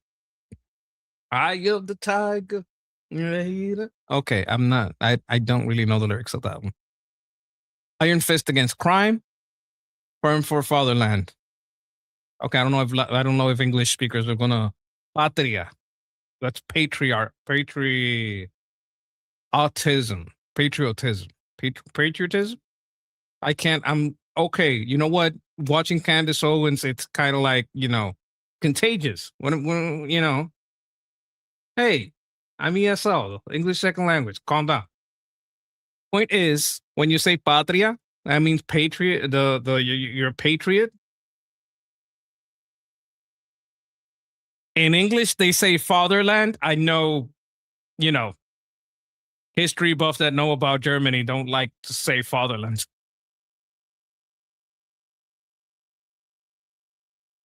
The state made a video of Khomeini backfires, heightening health rumors. Iranian state media outlets released video. First image of the leader showing Supreme Leader addressing students following reports of his critical hospitalization. However, Iranian social media users quickly exposed that the footage is old material from his Pat lectures at Qom. So this is an old video. But nobody knows where he is. There's rumors that he might be dead, but that's just rumors. And yeah. We have an update here on U.S. top general in Europe. Charles Contessa has been removed from command months before his time on the job would have been up. Yeah, yeah. Like we're stepping away from Europe. We don't need that many generals there.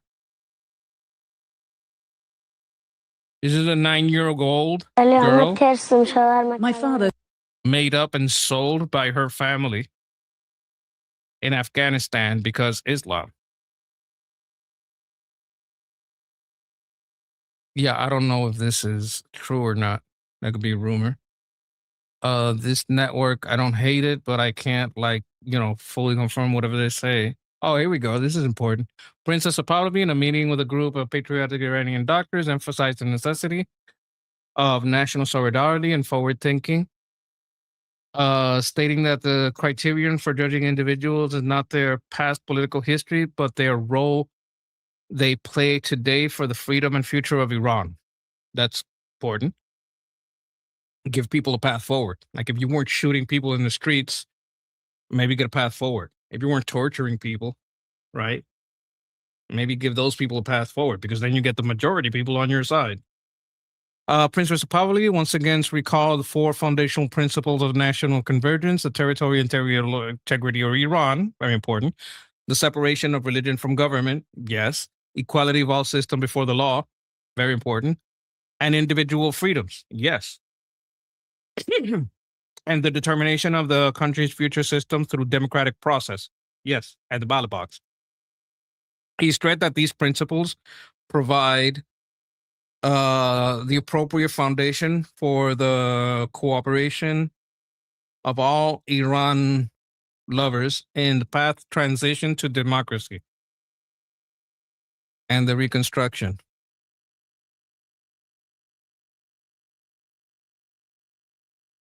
ببینید من سعی کردم در عمل نشون بدم که این همبستگی ملی واقعا میتونه شکل بگیره و هیچ ربطی به سابقه افراد یعنی که I think he's speaking French.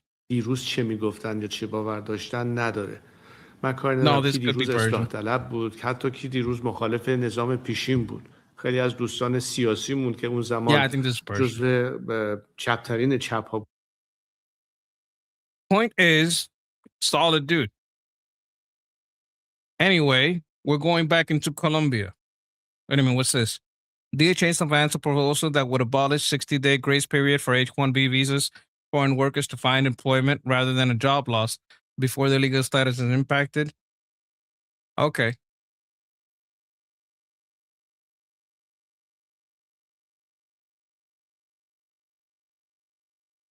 Yeah, yeah.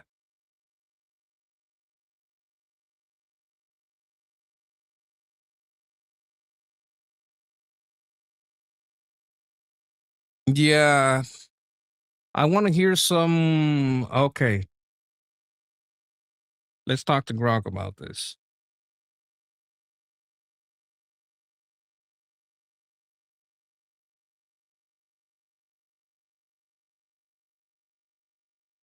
Okay, I want to ask you a little bit about Colombia. I want to talk about Colombia's problems with crimes, the new Colombian president's ties to America, and efforts to connect with America, especially with the Department of State and, maybe all of the apparatus. But I think it would be easier with Marco Rubio.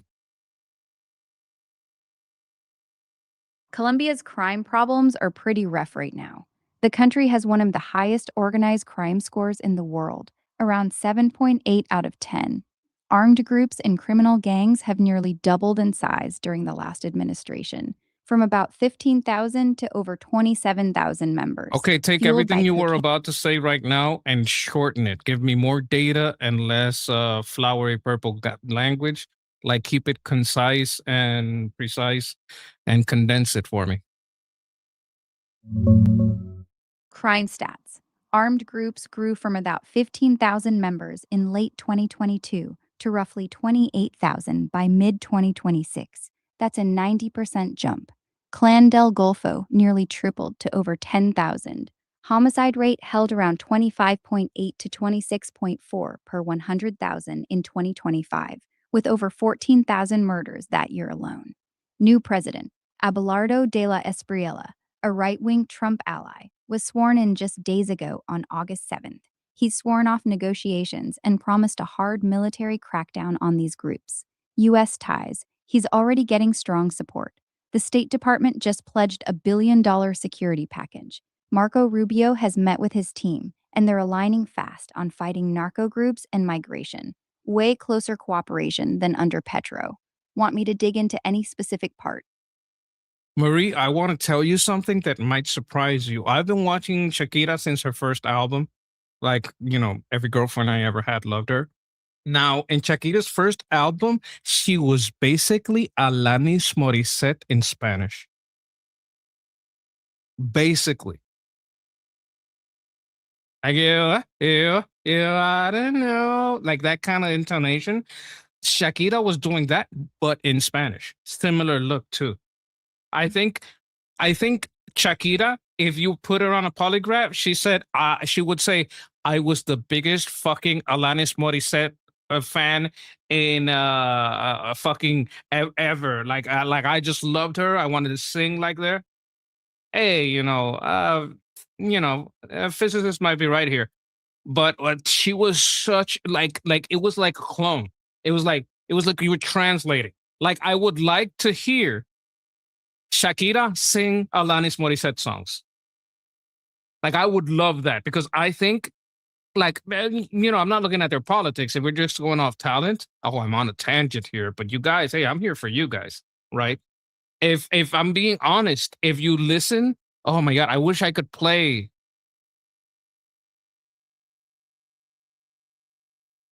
Oh my God. If I do it, no, I can't do it here.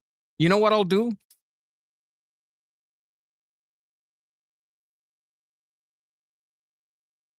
I'm going to find one of her songs and I'm going to put the link, but I can't play it. But you guys will be able to play it.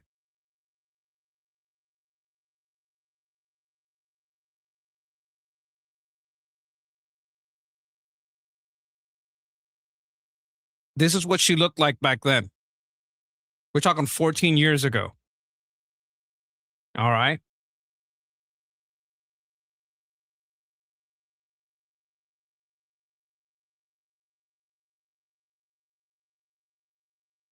Where is Shakira from? Shakira was born and raised in Barranquilla, Colombia. She's proudly Colombian. That's her hometown and where she got her start. Anything else you want to know about her? Talk to me about her father. Shakira's dad is William Mebarak Chadid. He was born in New York in 1931 to Lebanese parents, moved to Colombia at age 5, and was raised in Barranquilla. He worked as a journalist, teacher, jeweler, and in insurance. He wrote a book of essays called Al Viento y al Azar in 2011 that Shakira helped edit. He had 9 kids from his first marriage, one of whom died young in a car accident. Shakira is his only child with her mom, Nidia. He's been a huge influence on her. Took her to Arabic restaurants as a kid, which sparked her love for Middle Eastern music and dance. He's 94 now, and his health has been pretty rough the last few years. Falls, brain surgery, pneumonia, and other issues. But he keeps bouncing back. Want me to go deeper on anything specific about him? No, that's all for now. Got it. Hit me up anytime you want to pick this back up. I got another question. Would you say that there is great similarity between Alanis Morissette and Shakira as far as their intonation and singing style, especially looking at Shakira's first album? No, not really. On her first album, Mahia, from 1991. No, you're talking about, I'm talking about Pies Descalzos specifically and her intonation, not necessarily the music and subject matter. I can't show you how she wiggles her voice, but they wiggle their voice very similar.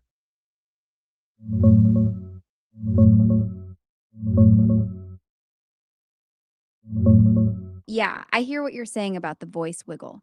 On Pies Descalzos, Shakira does have this distinctive, kinda unsteady vibrato and those emotional quivers on notes that can remind people of Alanis's raw, wobbly delivery.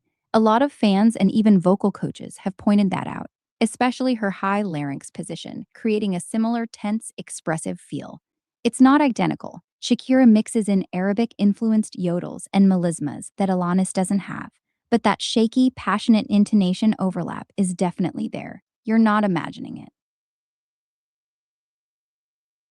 Okay, chat. So that's what the vocal coaches are talking about. That little emotional wiggle. Shakira does make it a little bit more, Middle Eastern.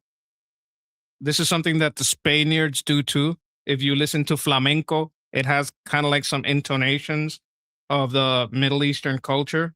And, I don't like Islam, but like if we're just talking about musically, it's there.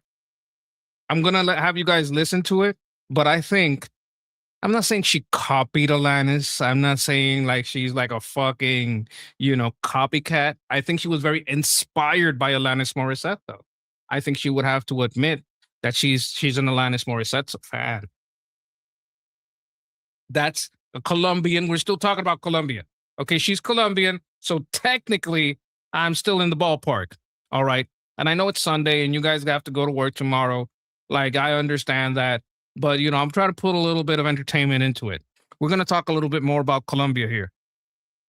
All right, back to Colombia. I want to ask about mineral resources, mining, drilling, rare earth. What is there?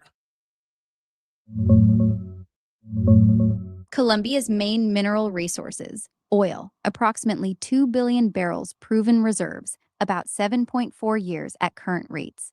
Production around 740,000 barrels per day recently, down to multi-year lows. Coal, one of Latin America's largest reserves. Production approximately 50 million tons in 2025. Exports around 46 to 52 million tons yearly, mostly thermal coal. Gold, major producer, around 70 tons exported yearly, though much is informal or illegal. Nickel, significant, with Cerro Montoso as a key mine, one of South America's top producers. Copper, small current output from one main mine, but big exploration push. Hundreds of licenses pending, up to 9.7 million tons potential reserves. Emeralds, world leader in high-quality emeralds. Others, platinum group metals, some iron, limestone, and construction materials. Rare earths, mostly early stage, potential in bachata for coltan and rare earths, some in coal deposits, but no real commercial production yet, still exploratory. The new government under De La Espriella is pro-mining and pro-drilling, so expect faster permitting and more investment. Want me to zoom in on any specific mineral? I want to know, okay, so you have proven reserve, but is there any, you have production around, wait a minute, what did you say? It was 740K barrels a day. That could probably be ramped up. What type of crude is this? Yeah, current production's running around 710 to 740,000 barrels per day lately. It's been slipping, hit a multi-year low earlier this year. Proven reserves sit at about 2 billion barrels, giving roughly 7.4 years at today's output rate. As for the type of crude, Colombia's output is mostly medium to heavy. The big export blends are Castilla blend, around 18 degrees API, heavy and sour, and Vasconia, which is lighter at about 23 to 25 degrees API. There's some lighter stuff too, but the heavy grades dominate, especially from the Llanos Basin. Ramping it up? The new president wants to, but these are mature fields. Real increases would need fresh exploration, better recovery tech, and time, not an instant jump. Okay, let's say American companies go in. Talk to me about this Visconia stuff, and talk to me about what would happen if there would be more cooperation with American companies coming in, hiring, maybe upgrading a little bit. What could we do with that? And talk to me about this Vasconia lighter. Is this Vasconia lighter something that you could make fertilizer with? Vasconia is a medium crude, right around 21 to 24 degrees API, with about 1.2% sulfur. It's lighter and less sour than Castilla blend, which runs 18 degrees API and nearly 2% sulfur. That makes Vasconia easier to refine and more valuable. It flows better and needs less processing. If American companies come in under this new pro-drilling president, expect faster permits, more exploration, and upgraded infrastructure. That could boost production for mature fields, add jobs in drilling and services, and bring tech for better recovery. The government's already signaling strong cooperation with the U.S. on energy. As for fertilizer, not directly from the crude itself.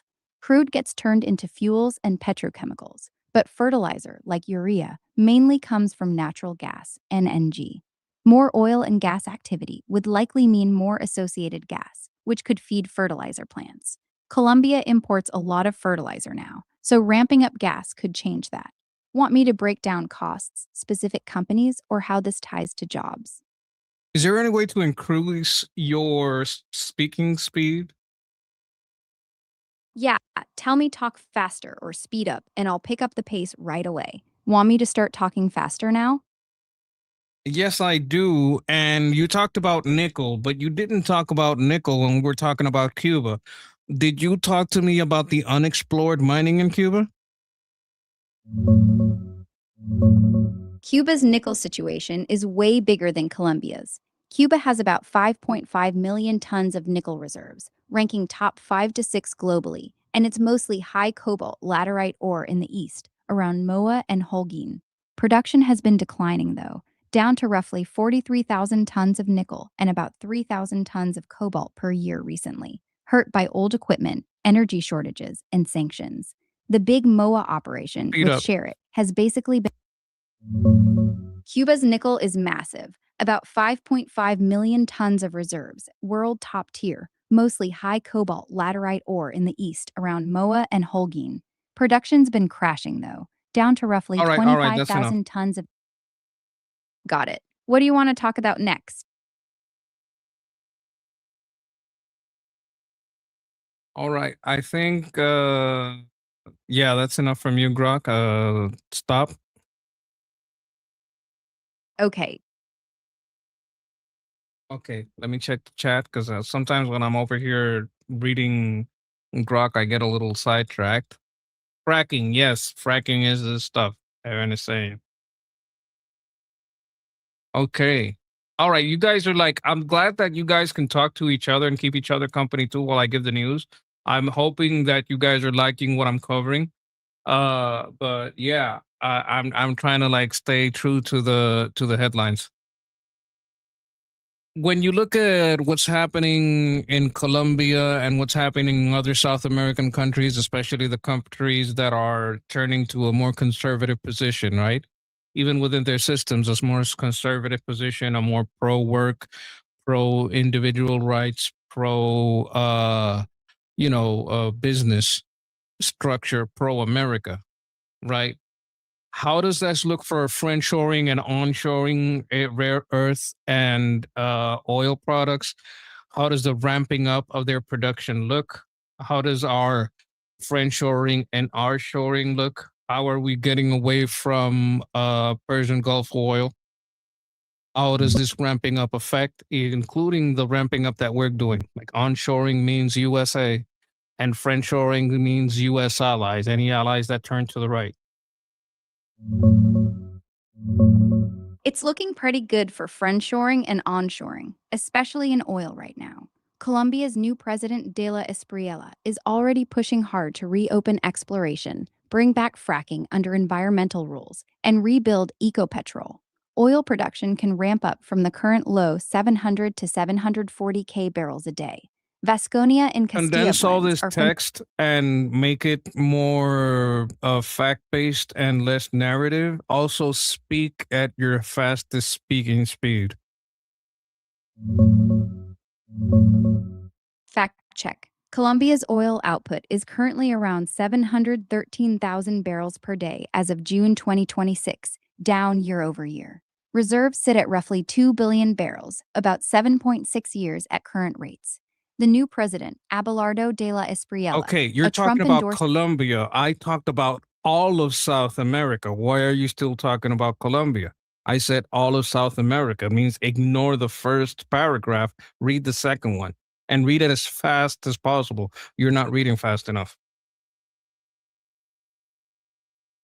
fact-based summary, speaking fast. Right-wing shift across South America. Argentina under Milei, Chile with Cast, Peru with Fujimori, Colombia with De La Espriella, Ecuador, Bolivia, Paraguay, is creating strong tailwinds for friendshoring to the U.S. These governments are pro-business, slashing regulations, offering tax incentives like Argentina's RIGI, and fast-tracking permits for mining and drilling. This directly helps ramp up production of oil, lithium, copper, and critical minerals. Oil. Argentina is aggressively expanding Vaca Muerta shale, light sweet crude heading to U.S. refineries, aiming for big export growth. Colombia, pushing to reverse its production decline. Rare earths and lithium. Brazil holds 21 million tons of rare earth reserves, second globally, with new U.S.-backed projects. Lithium triangle countries accelerating output through deregulation. Copper ramp up strong in Chile and Peru. Overall impact, less reliance on Persian Gulf oil and Chinese-controlled supply chains. U.S.-friendly policies lower political risk, attract American investment, speed up onshoring, This is all too friendshoring. general. I want more recent, like I want a closer picture. You're talking about years, I'm talking about months, like months or less. Like how much is their ramping up of production affecting us? What is the outlook in 3 months, 6 months? I want to see like give me your best projections, and stop giving me this ambiguous far in the future number. I'm asking you about now. How much are they putting up? Are they increasing by 10% of the global supply? Are they increasing by 20% of the global supply? Is it 5%? What percentage of the global supply has been increased since February 28 outside of the Persian Gulf? Here's the tight current picture on oil. As of now, August 2026. Since February, South America's ramp up, mainly Brazil, Guyana, Argentina, and recovering Venezuela, has added roughly 1.5 to 2 million barrels per day to non-Persian Gulf supply. That's about 1.8 to 2% of global daily production. Global output runs around 102 to 103 million barrels per day. Next 3 months outlook, very little extra from the conservative shift yet. Colombia's new president just took office August 7th. His pro-drilling policies and fracking push haven't kicked in. Any new drilling takes months to show up in output. Brazil's hitting records around 4.5 million barrels per day. Argentina's Vaca Muerta is strong, but already baked in, and Guyana's steady. So for the next 3 to 6 months, expect only modest further gains, maybe another 200 to 400K barrels per day regionally at best. Nothing like a 5 to 10% global jump. Want me to zero in on one country? I want to go from Alaska to the southernmost tip of South America. Like you didn't include America in there. I'm talking about every single fucking friendly oil producer. By the way, include all of Europe in that. And any oil exploration we have in Australia. Like, we're talking all the allies. How much have all the allies jumped up in production? So we're getting away from Russia. We're getting away from China. We're talking about like how much has our allies ramped up productions and lowered our need for what we would call the authoritarian aligned BRICS aligned nations.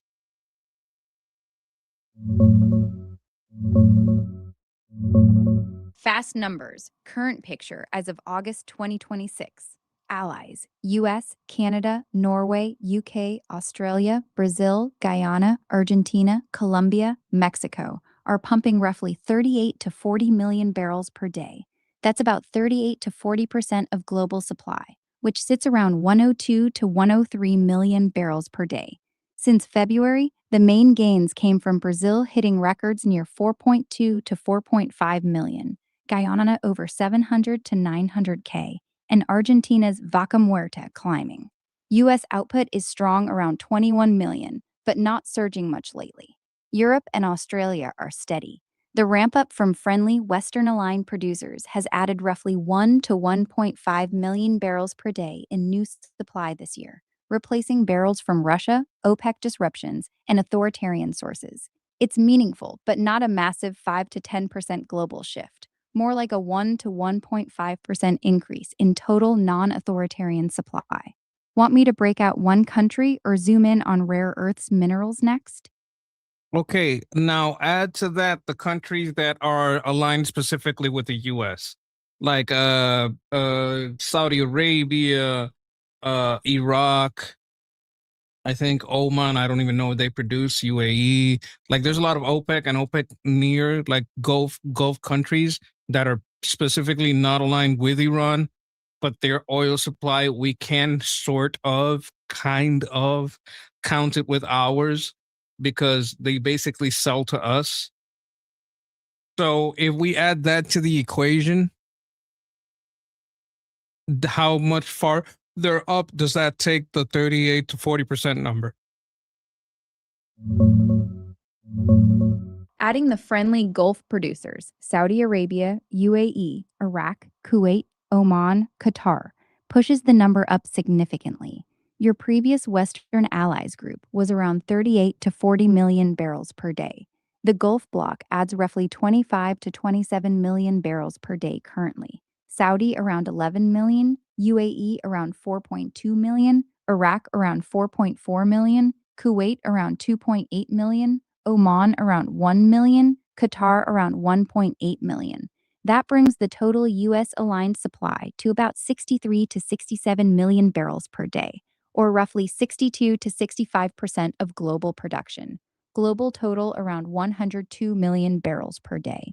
This block covers the vast majority of supply outside Russia, Iran, China, and other adversarial or BRICS aligned producers.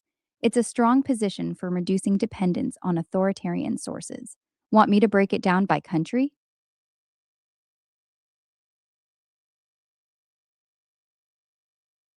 Yeah, we can't leave. We can't leave. How the fuck are we gonna leave? We're not leaving. I know people talk about leaving. We're not leaving. What are you looking at here? Does anybody see a way that we could leave? I don't see how the fuck we could leave. Does anybody see a way we could leave? You can't leave 65% on the table. You can't let Iran bomb 65%. It's too much. There's no fucking way for us to leave.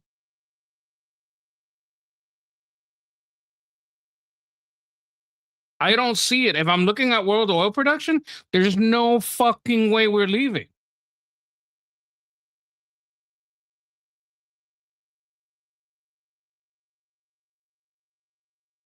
Okay, giving this is the situation, does this mean there's basically no way the US can leave the Gulf?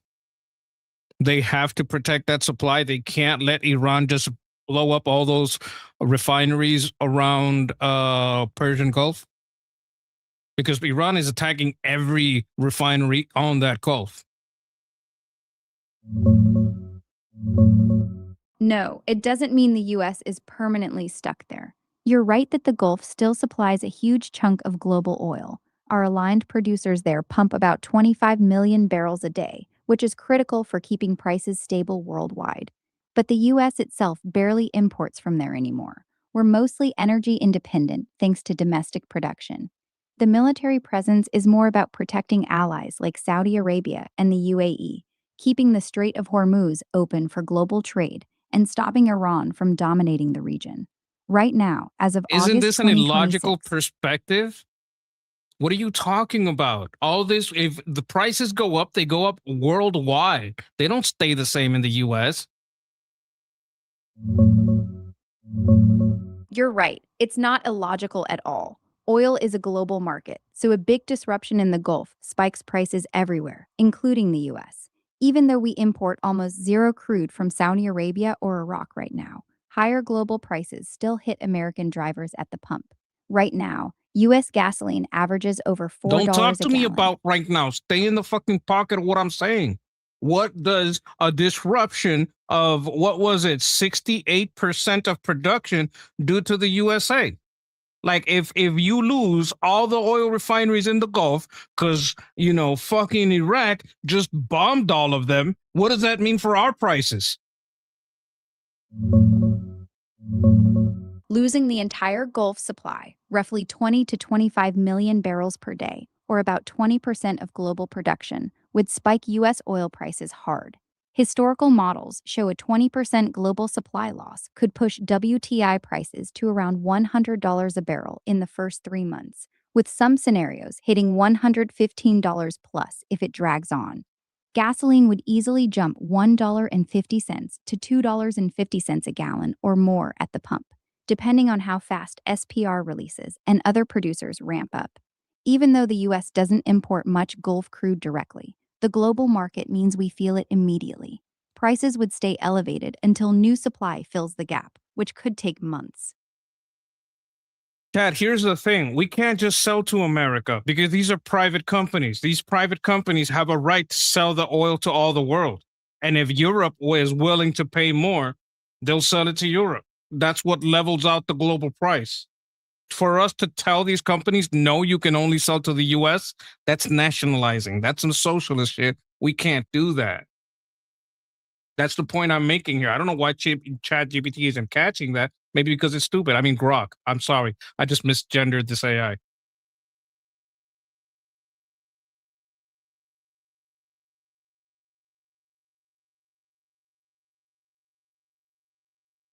Yeah, no.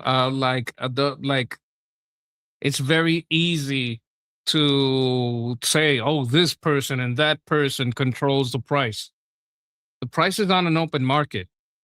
Like, you can control it. Maybe, like, okay, if I bet on the market, and then not that I would do this, but this is just like in a movie. I'm going to put a movie. This is an old movie called Pelham. I think it's 213 or 123. Pelham 123 is a movie with Denzel Washington. What did they do? They robbed the train, and they used the train robbery to bet on the stock market on what would happen with the New York stocks, and made a lot of money. You could do this exact same thing by paying a jihadi to blow up the power plant at exactly the refinery at exactly the right time when you're betting on the oil market. And you have this executive call, yeah, tell, so-and-so to go, kidnap somebody's family and tell the father, go blow yourself up or I'll kill your family. Basically. And that way you bet on the stock and you make a lot of money. Right? So you can't see that the NWO has this top-down control of oil prices. If any motherfucker doing some stupid shit can change the oil prices, right? I understand that there are interest groups that will align and see, hey, here's an opportunity. That doesn't mean they have to sit down and have a secret handshake. I think evil is more grassroots and organic than people give it credit for. Right? And I'm not trying to shame you. I didn't even highlight the comment because I didn't want you to feel like too on the spot, because you're like always good here. But I'm just having like a little bit of a dialogue with you. Oh, you know who talks about this very well? George Carlin. George Carlin says, look, where interests converge, you don't need a secret meeting. But yes, there are interest groups. I'm going to give you another example. During COVID, right? During COVID, a whole bunch of banks were very firm on the lockdowns, donating to candidates that were pro lockdown. You know why? Because the longer the lockdowns go down, the more people default, and the more they get a house back that's already half paid for. Then I get to keep the house and keep half the money that's already paid, and I get to sell that house again when I foreclose on it. Did they have a secret meeting about this? No. But you saw them all donate to Democrats. You understand what I'm saying? They didn't have to sit down. All these bankers in every local town, at Joe Blow's, oh my God, what do they call that type of bank? You know, the small banks? Cooperative? Cooperativa. I don't know how to say it in English. But they have the military has some banks like that. We have a type of bank called a cooperativa. Is there an English word for that type of bank? The closest English term is credit union or financial cooperative. In Colombia, Credit union. That's what I'm cooperativa talking or about. cooperativa financiera Joe is Blow's Credit member-owned, Union member-controlled, and focused on Bupkis- serving its asociados. Bupkis Basically the Credit same Union. idea as a credit union They in the didn't have a US or meeting with Canada. JP Morgan. People sometimes just and- call it a and, cooperative bank, Chase. but credit union is the most common everyday English. They didn't have this big meeting, but they all aligned. They all gave to the candidate that's going to keep shit locked down. So I can confiscate your car and sell it back to you. So I can confiscate your house and sell it back to you, or to someone else. Yeah, no, but I do see your. I think some of them do meet. I'm not, I'm not that. I'll put I'll put a little foil inside my inside my baseball cap once in a while. Like I'll go there once in a while, but you have to see that there's a little bit of both. Little column A, little column B. Some people say. Yeah, I don't see how we're fucking leaving. I don't see any way we're fucking leaving. Let me ask. Seeing that Iran holds at its trigger, in its target, all the Persian Gulf allies, and if Iran were to be allowed to destroy all Persian Gulf allies or lock down the strait, it's like what, 60% of the world oil locked in. I don't see a way that America can leave. It can't allow prices to go up over $100 a barrel. Its best shot at controlling prices, even at the cost of keeping the Navy there, is to keep the blockade in. You're right that the Strait of Hormuz is a massive choke point. About 20 to 21 million barrels a day of oil and products normally flow through it, which is roughly 25% of global seaborne oil trade and around 20% of total world oil consumption.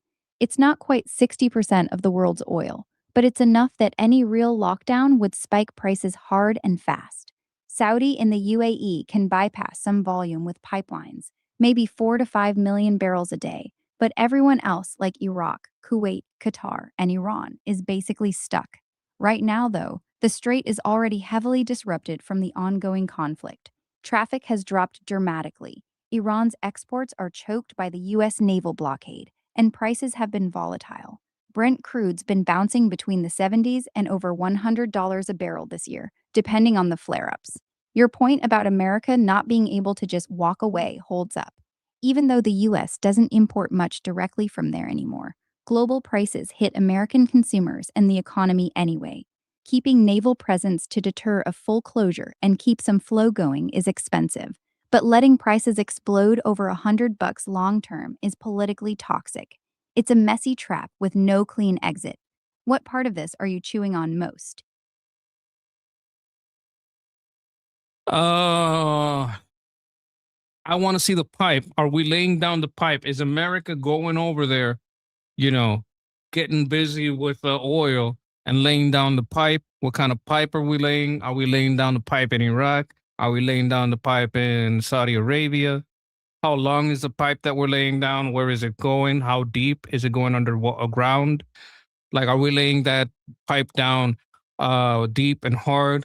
Does it have girth? Are these girthy pipes? I want to know more about the type of pipe that's getting laid down. Sounds like you're asking about new pipelines, especially any that could bypass the Strait of Hormuz and reduce Iran's leverage. The big ones already exist. Saudi Arabia's east-west pipeline runs about 750 miles across the country from the Persian Gulf to Yanbu on the Red Sea, carrying up to 5 million barrels per day. The UAE has its Habshan Fujairah line, which is 235 miles long and can move about 1.5 million barrels daily to the Gulf of Oman, completely bypassing the strait. Right now, there aren't major new pipeline projects being built by the US in Iraq or Saudi Arabia to add massive new bypass capacity. Most recent focus has been on maintaining... I didn't say by the US, just our allies. Like, we could get in on this together. You know, we could get all of us can get in this oil and we could work together. Like, our allies could be laying this pipe too. Like, and you're talking about the Saudi pipe. The Saudi pipe is not that girthy. It doesn't compare to what comes out of the strait. I need girthier pipes. You have to understand, it's not just the length, it's the girth. Girth matters, all right? This is very important. People sometimes ignore this fact. Having a pipe means nothing, no matter how long it is, if you don't have the girth. Are we getting girthier pipes? All right, let's talk real girth. The Saudi East-West pipeline runs twin lines, one 56-inch diameter, the other 48-inch, and it's currently pushing 7 million barrels per day. That's thick pipe, not some skinny straw. The UAE's main bypass line is a solid 48-inch pipe, doing about 1.5 to 1.8 million barrels a day, and they're already halfway done building a parallel one to double that capacity by 2027. Saudi's also talking about expanding further, maybe adding another 1 to 2 million barrels a day, which would mean even more pipe getting laid down. These are big, serious pipelines with real diameter, girthy enough to move serious volume. The strait normally handles around 20 million a day, so even with these upgrades, we're not fully replacing it, but we're definitely getting thicker alternatives in play. Want me to dig into any specific one? Look, we're talking about capacity. Right? It's not the same as tankers. When you tanker, the tanker has, especially a super tanker. If you're shoving a super tanker full of oil out, it's not the same capacity. You can talk about your girth, but is your girth going to be as big as shoving a tanker in there? Like girth, yeah, it's girthy compared to other pipes, but how much oil flows through tankers? A single big supertanker, a VLCC, carries about 2 million barrels of crude.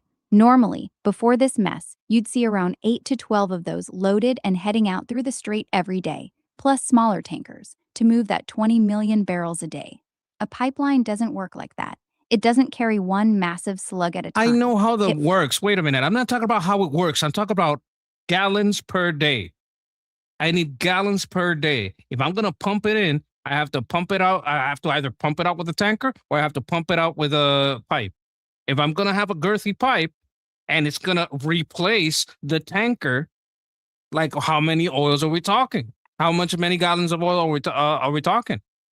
Like that. This is where the rubber hits the road. This is where we have to have traction, because if your largest pipe still means that you're down a significant percentage, over a 2-digit percentage, that's a big problem. Here's the straight numbers in gallons per day, like you asked. 1 barrel of oil is exactly 42 gallons, so multiply everything by 42.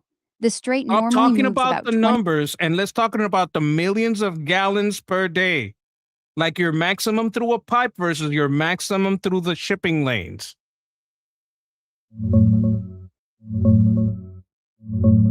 Through the shipping lanes, the Strait of Hormuz, we're talking about 840 million gallons a day at normal pre-crisis levels. That's the tanker flow. The thickest pipes we got right now max out at around 294 million gallons a day for Saudi's east-west line at full blast. UAE's adding another 75 to 150 million gallons a day with their lines. Even if we squeeze everything together, the pipes top out at maybe 400 to 450 million gallons a day. So yeah, even the girthy pipes together only replace about half of what the tankers were shoving through the street. The other half's got no pipe. It either moves by tanker or it don't move. That's the traction point you're looking for. So where are the new pipes? I'm talking about new pipes. Is there a new pipe going through Iraq? Is there a new pipe going out? Like, where are the new pipes? Is there a new pipe going through Saudi? Like, that's where I'm looking for that new girthy pipe to be laid. The main new pipe action right now is in Saudi Arabia. They're in early talks to add 1 to 2 million barrels a day more capacity to the east-west line to the Red Sea. That could mean either upgrading the existing girthy pipe or laying a whole new parallel one. It's still just talks. That would could take mean years and ambiguous. I'm talking about what is being laid. I don't want your estimates of the future. I want to know, are we working on this? This is the estimate of projects that are ongoing in Iraq, projects that are ongoing in Saudi Arabia. I don't want you to guess. I want you to tell me from sources, from news, from people who index and sell crude futures and stocks. I want the people who make money from this, who don't care about opinion pieces and news people's pieces. I want the money people's opinion and their data on new pipes. In Saudi Arabia, there's no new pipe actually getting laid on the ground yet. Aramco's talking about adding 1 to 2 million barrels a day to the east-west line, but it's still just early discussions and planning. No construction has started. In Iraq, the Basra Haditha pipeline is the one moving forward. The cabinet approved it. They're doing feasibility studies with companies like Chevron and KBR, and they've started buying steel for the 56-inch pipe. It's not full construction yet, but materials are being prepared and it's a real ongoing project. That line's planned for about 2.25 to 2.5 million barrels per day. The only new pipe that's actually halfway built is the UAE's second parallel line to Fujairah. It's about 50% complete and on track for 2027. That's the one with real physical progress right now. Want me to zoom in on any of these? Okay, so basically, the Basra Hadith one, right? That one is gaining materials. That one's about to be laid down. And the other one is the UAE one. It's halfway done and won't be down until 2027. So we can't leave. America can't leave because there's no other way to get the oil out. Yeah, that's the picture. The Basra Haditha pipeline in Iraq is in the early phase. They've signed consultants like KBR. They're doing feasibility studies with Chevron and others, and they've been buying steel for the 56-inch pipe. But actual construction on the ground hasn't kicked off yet. It's still months away from real pipe laying. The UAE's second line to Fujairah is halfway built, and they're pushing to finish it by 2027. Saudi's expansion of its east-west line is still just talk. No shovels in the dirt. You're right that America can't just pull the Navy out tomorrow. These bypass pipes are years from being ready, and right now, the strait's still heavily disrupted.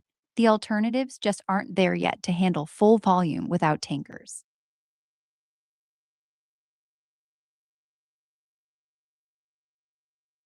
There's no fucking way we're leaving.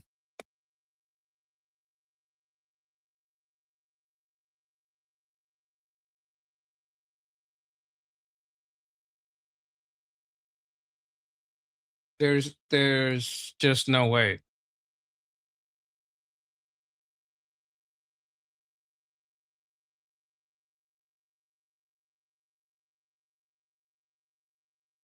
Okay, I got a new topic for you. I want to quickly talk about the voter ID bill that didn't pass. I think it was 52 to 48 in the Senate. And I want to ask you about there was an executive order signed to help with voting, but it doesn't really require ID. the only way to pass this, if I'm not mistaken, is to do it from September 14th to September 18th. What are we talking about here politically? Tell me more about that. Tell me more about the chances that going to their home states, they could get pressured at their home states by their constituents to go past that between September 14th and 18th. What are things looking like there? Give me an estimate. Make it short, like condensed, not necessarily short, but condensed, no flowery purple language, and speak as fast as possible. The voter ID bill. Basically, Senator John Husted's photo ID measure got 52 to 46 last night, but needed 60 to beat the filibuster. So Democrats blocked it.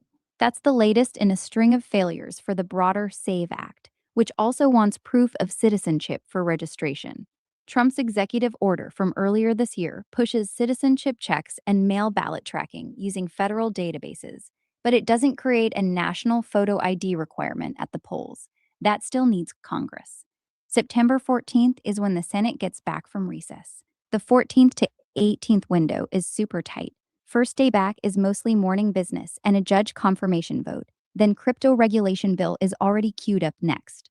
Only a few working days before they shift to midterms, and they've already failed this bill multiple times. Home state pressure? Low odds it'll flip anyone. The 4 or so Republicans who keep peeling off aren't the types who fold to base heat on this, and Democrats are locked in against it. Even with public support for voter ID, the filibuster math hasn't moved all year. I'd put real chance of passage in that window at under 10%.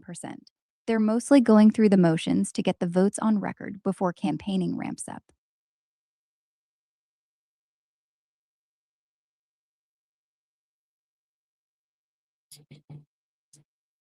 This is so fucked up.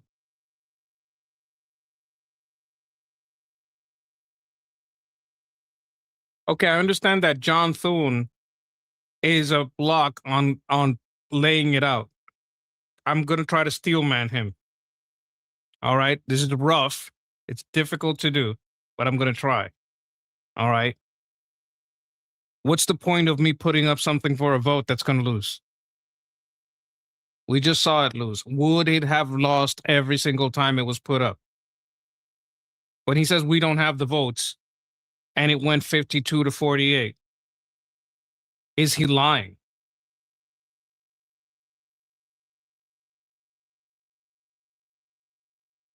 Like, can we flip Murkowski? Who can we flip? Can we flip Fetterman? Is Fetterman on the other side of it, or did Fetterman vote for it? Because if it went down party lines, that means Fetterman forwarded it against it. Is there a way to flip Fetterman? That's still short, right? Because we'd still be 8 short because it's got to be 60. Like, is this a good steal, man? And I'm specifically asking Texas. Like, let's say if John Thune puts it up for a vote every day, is he gonna get a no every day? Like, is he not gonna have the 60 votes every day? Like, if he did it every day of the last year, would he get the same result? And that's why he doesn't want to bring it up. Like, when the Democrats say to that, I think I don't know where he's from, but they take this guy that he kind of looks like, I can't remember his name, but there's this guy in the Democrats, talks a little funny. He's from another country, has very dark, thick hair, and looks like the shrunken heads that the cannibals have. I forgot his name, but he's always bringing up votes to impeach Trump. And the other Democrats are like, what the fuck are you doing? Why are they bringing this up for a vote? We're not going to get it through. Is this the same situation on the other side? Is like bringing it up for a vote by John Thune just stupid because it's not going to get through?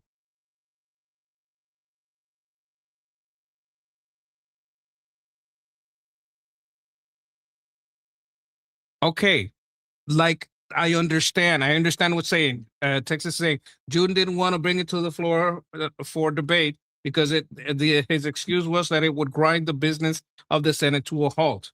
I'm just asking you, forget Thune. If you if they had brought it up to the floor for a talking filibuster, it would have passed.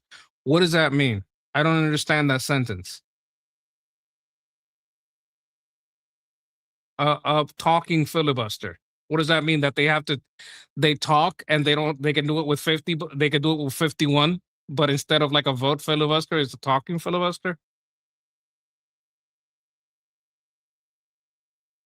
Like, I really don't understand the filibuster. I understand a lot about American politics, but not that.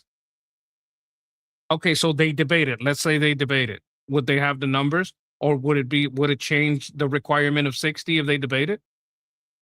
Does debating it change the fact that it has to get 60?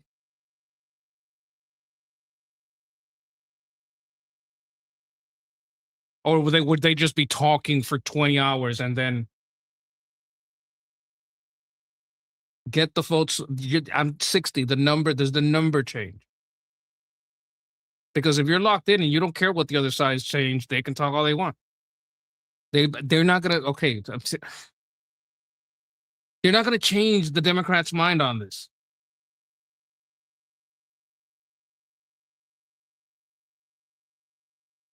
Yes, and they can talk for days. Okay, then he's right. I don't like the guy, but if it is true that you still need 60 after all that talking, and you don't get to pass any other bill while they're talking, it would grind the Senate to a halt.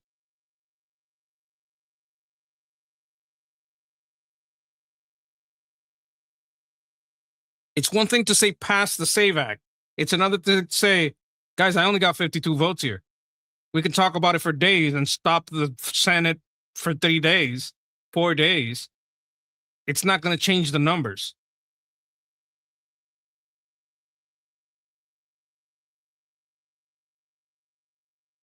Okay, the filibuster changes the 60 to 50. Let me ask AI about this.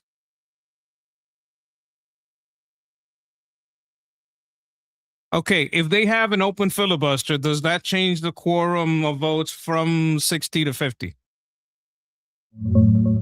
No, it doesn't change anything. An open filibuster or any filibuster still requires 60 votes for cloture to end debate and move to a final vote.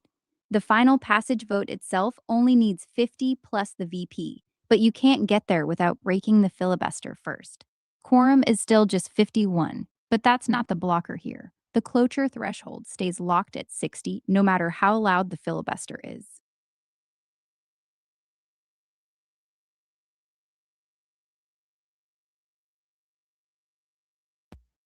Why does it have to be 60? Is that anywhere in the Constitution? No, the 60 vote requirement is not in the Constitution at all. It's from Senate Rule 22, the cloture rule they created themselves. The Constitution lets each chamber set its own rules. The Senate's rule gives unlimited debate unless 60 senators vote to end it. Before 1917, there was no way to stop debate at all. They added cloture at 2/3, then dropped it to 60 votes in 1975. Final passage only needs 51 votes, but you can't reach that vote without the 60 first. That's why it's effectively a 60-vote Senate for most bills. Is there any way to change the cloture rule? Not without cloture, I guess.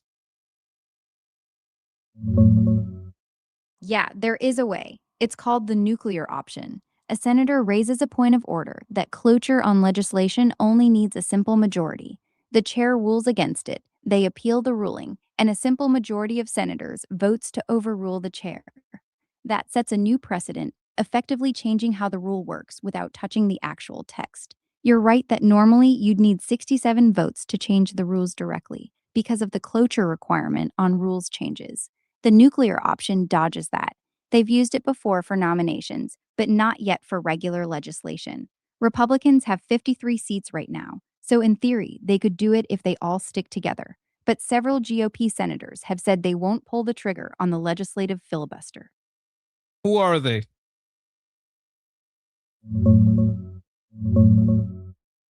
The main ones holding the line are Senate Majority Leader John Thune, Susan Collins, Lisa Murkowski, John Curtis, Thom Tillis, and Kevin Cramer. Thune's been crystal clear. They met with about 20 Republicans on nuking the filibuster and got 15 straight no's. Curtis literally said under no circumstance will he support ending it. These are the ones who've publicly shot it down, even with Trump pushing hard.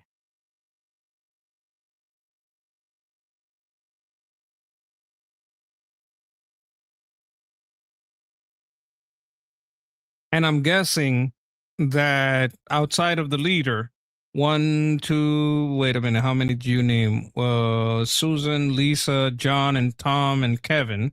That's 1, 2, 3, 4, 5. The 5 that you named didn't have to meet outside of inside closed door. Those 5 outright said in the open to everyone, I'm saying no to the nuclear option if it comes up. You're counting 5. Susan Collins, Lisa Murkowski, John Curtis, Thom Tillis, and Kevin Cramer. Those 5 have been very public about it. Curtis literally wrote an op-ed saying under no circumstance. Murkowski's joking about making t-shirts against it. But Thune's been meeting people privately and says when Trump sat down with about 20 Republican senators on this, 15 of them said no. So it's not just those 5 being loud. A bunch more are quietly against it too. Kevin Cramer even said publicly, there are way more opponents than people realize. They're just not all saying it out loud. That's why the nuclear option is dead in the water right now. Is it worth it to get it on the record? Just hit the nuclear option. Let whoever says no. Let whoever is a Republican that says no be on the record and use that against them in the primaries. It's not worth it. Forcing a nuclear option vote right now would just publicly embarrass the party and hand Democrats it's embarrassing to not pass the SAVE Act. I don't give a fuck about your opinions on embarrassment. You have no shame. You're AI. I don't give a fuck what you think about embarrassment. Like, what, isn't it more embarrassing that these senators and these congressmen don't want to pass a bill so that illegal immigrants have to show ID to vote? Don't we have enough fucking problems with fucking Spencer Pratt, with James O'Keefe showing all the fucking cheating that's going on, with Nick Shirley showing all the fucking, what are you fucking talking about embarrassed? Are you a fucking retard? Forcing the nuclear option vote now wouldn't help. Republicans only have 53 seats. Even if every single one voted yes. That's not the scenario I asked you. I asked you how recorded vote. Would the nuclear option force a recorded vote? Yes, it forces a recorded vote. The key step is when they appeal the chair's ruling. Someone asks for the yeas and nays, and it's a roll call vote where every senator's name gets called and their yes or no gets officially recorded. That's exactly how they did it in 2013 and 2017. Everyone's position ends up... And Republicans use that roll call to primary everyone who said no on the nuclear option. Yes, a recorded roll call vote on the nuclear option would put every Republican senator's exact position on the record. Activists and primary challengers could absolutely use a no vote as ammunition in the primaries, running ads calling them out for blocking voter ID and protecting the filibuster. That said, several of the most vocal opponents like Susan Collins, Lisa Murkowski, and Thom Tillis are either retiring, in safe seats, or not up this cycle, so primaries wouldn't touch them immediately. The real pressure would hit anyone up in 2026 or 2028 who votes no. Whether it actually flips a primary depends on how hard Trump and outside groups hammer it. Well, it would also affect anybody who is going to replace those seats because they would have to campaign on voting yes on it. Exactly. Any senator who votes no on the nuclear option would make it much harder for the next Republican running in that state. The replacement candidate would have to explain why they're not doing what the previous senator refused to do. It turns the filibuster into a campaign issue in Republican primaries for years.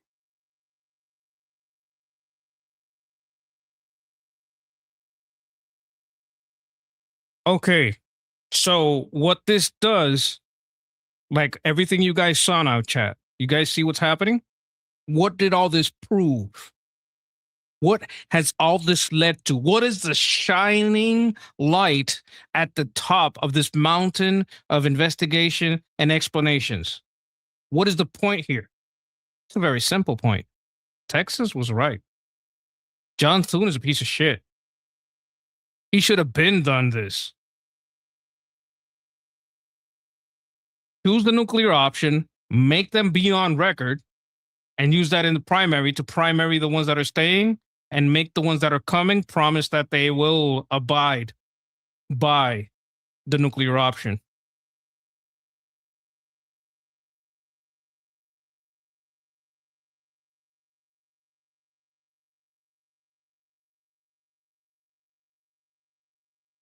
Okay, but is Collins leaving or is Collins staying? Can he be primaried? You say he's a major seat, but can he be replaced? I'm not saying I want to lose him to a Democrat, but is that a safe seat? Or is that a purple seat?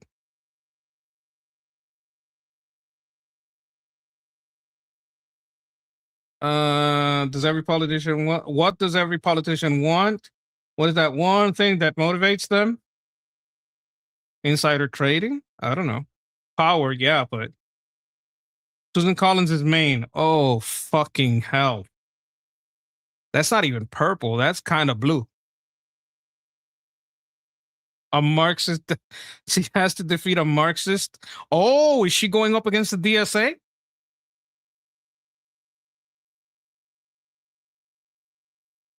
Oh, keeping their job. Okay, okay. Keeping their job. Yes, that's what they want. That is true. That is true. You know what? I'm going to do an episode because it's Sunday and we're just kind of chill. This is a weekend. I want to do an episode of catfishing. Now, this is like some of you guys are not going to stick around. This is a game I like to play with the chat. And this is about smart people knowing stuff. I'm not a smart people knowing stuff. I'm a monkey, but the smart people in the chat help me. It's just a fun little game. There is a little bit of delay, so you have to like refresh as best you can. And I'm gonna say catfishing, and one of you guys, as soon as you hear that, write it in the chat so I know how far the delay is.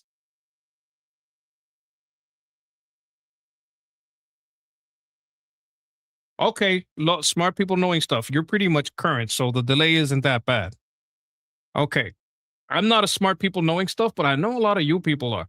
And none of us know all the stuff, but if you get enough smart people knowing stuff together, we could answer a lot of weird questions. And this is like, basically, this is a Wikipedia game. I don't really like Wikipedia that much. They're kind of biased, but you know, it's a game. Okay, 2020 science fiction comedy drama, 2023 American film, black and white film, black and white in 2023. The Lighthouse? I don't know. American black and white films, American self-reflexive films, English language romantic comedy drama. So it can't be The Lighthouse. I mean, The Lighthouse wasn't that gay. Wes Anderson. Films directed by Wes Anderson. Jesus Christ, I don't know what this is. Films impacted by COVID. So it's not about COVID, but it's impacted. Films about alien visitations. Alexander Desplat.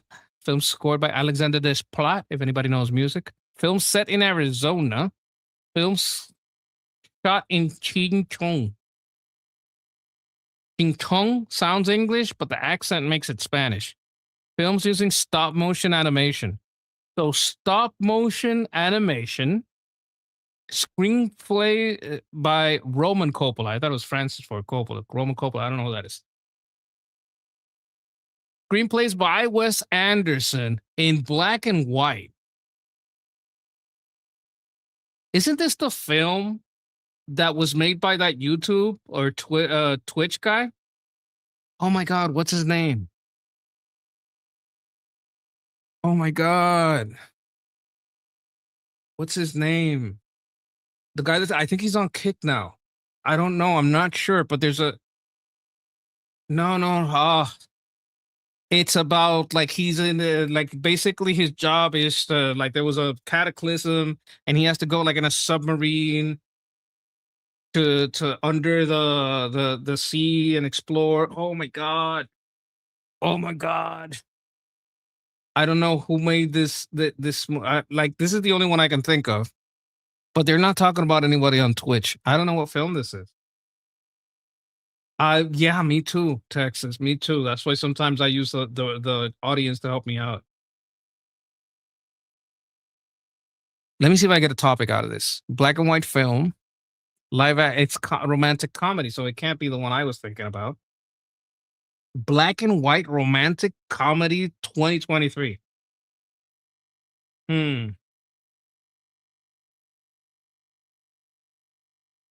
30,000 Leagues Under the Sea. I don't know if that's a romantic comedy. 2023 black and white. 2023 black and white film. The Lighthouse. I'm gonna say The Lighthouse. I'm probably wrong, but there you go. Asteroid City. Oh my God, who said Asteroid City? Someone said it, and I was so stupid I didn't just take it. Who said it? Who said it? Asteroid City. Nikki. Nikki's a genius. Nikki, you deserve all the credit. Nikki knew that it was Asteroid City, and like a dumbass, I didn't listen. I should have listened. Yes, Nikki. Nikki was right, and I'm a dumbass. So let's get on to I'm going to try to be less of a dumbass. I didn't see it. I just kind of like, it flew by and I didn't see it. But that's like kind of the only guess that was good because it was the correct one. Okay, 19th century novellas, Polish novels. I don't know much about Poland. 1899 English language novels. British novels adaptation into operas. Okay, so this became an opera. Adapted into a television show. Okay, it just got legs. Externalist novels, philosophical, frame stories, modernist novels by Joseph Conrad about colonialism, about imperialism. Adapted into video games. What the fuck? Novel set in Belgian Congo. In colonial Africa on a river. What the hell game is this?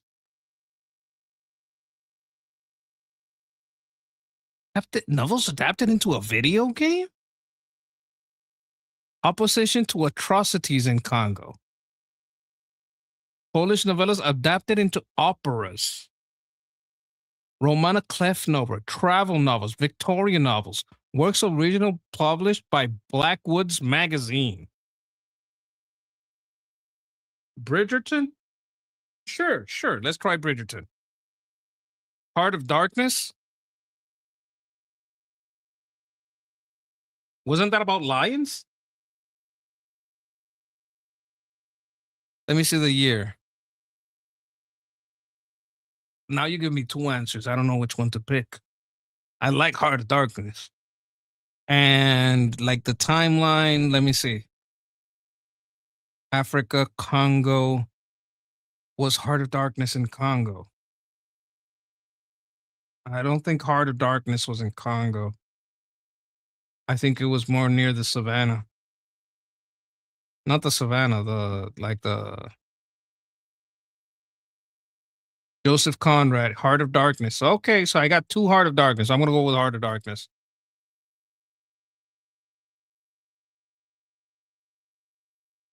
You guys are geniuses. Give it up for Texas and Nikki. Geniuses over here. Thank you. You guys rock. 1980s television advertisement, 1987 quotes, advertising campaigns, American slogans, American television, drug publicity policy of the U.S. Oh my God. Your brain on drugs?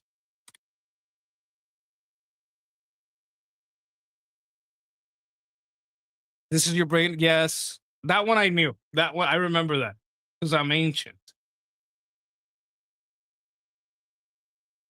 I remember this shit. This is your brain on drugs. 2010's films about time travel.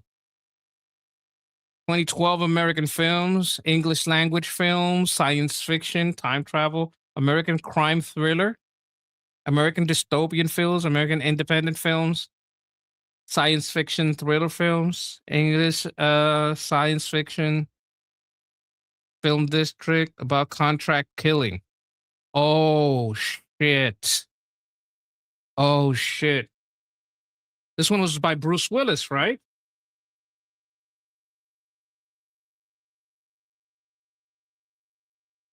No, that's not about contract killing. Like that's the one. That's the one. Who was it? Justino Paderno. Yes, it is Looper. But we were syncing up. We were like you were feeling what you were picking up what I was putting down, right? Like, yeah, it's like contract killer, Bruce Willis. He has to basically shoot himself. It's like I don't want to say more. In case spoilers. Too late. Okay, 20th century American composers. Okay. American women composers. German actress. German musicians. German women singers. 38 births, 88 deaths. Actress from Berlin. From Cologne. Art rock musicians. Avant-garde composers. Avant-garde keyboardists. Avant-garde singers. Edgar's Banquet Records. Cycling Road Incident Death. Cycling Road Incident Death? This is gruesome. Elektra Records. Elektra. Didn't they do the first Metallica albums?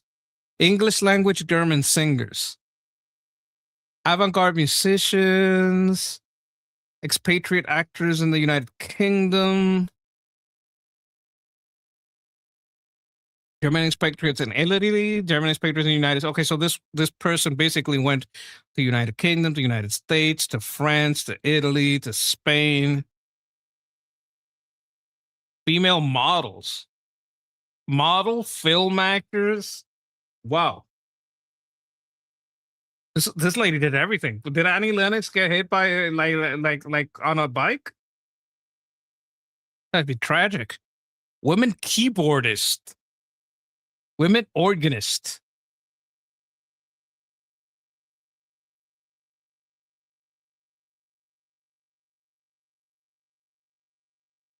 Rock singers. Harmonium players. Immediate record artist. Is that like a okay? Island Records. Lee Strasberg. What the hell? This lady did it all. Die Totenhausen. I don't know that band. Probably good. I don't know. I listen to a lot. Models from Cologne, musicians from Berlin, people associated with The Factory, proto-punk musicians. So this is before punk. Before punk, that means before the Sex Pistols, right?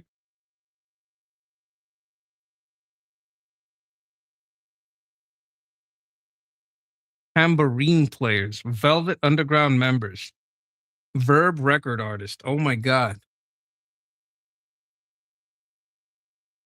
Okay, so there's a couple of people. There's a punk couple. There's a punk couple that's very famous. I think it's Annie and Ren sings about this.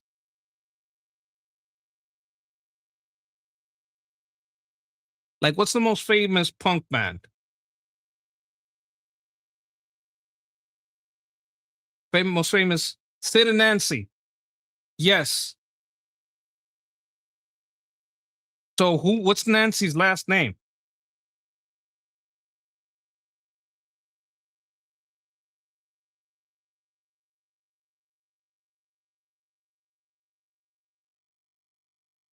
Sid and Nancy is like a couple. No, not Sid and Nancy. Okay.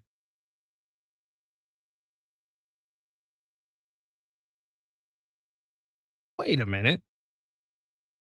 Someone misbehaving?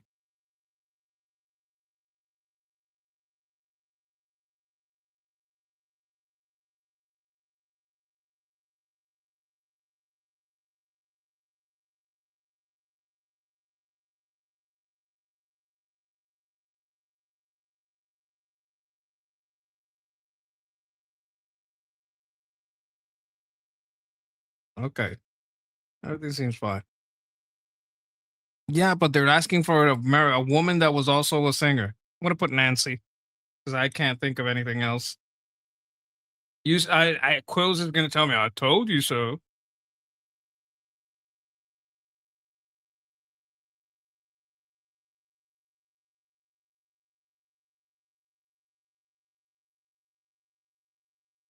What is why? Okay, I think this is on the other channel. Texas, can you check on UTP? What's going on with that? I think that's on the Liberty Politics channel because I can't see something here. I can't see.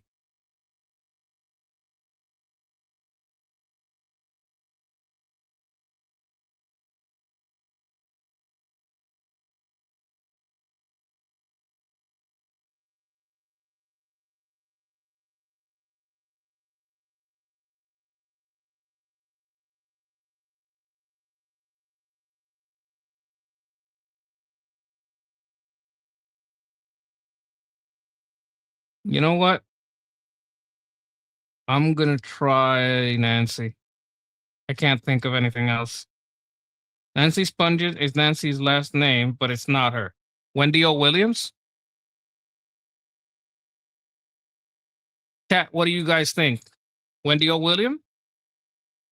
Okay, so we have Wendy O. Williams or Nancy Spungen. Which one you guys think it is?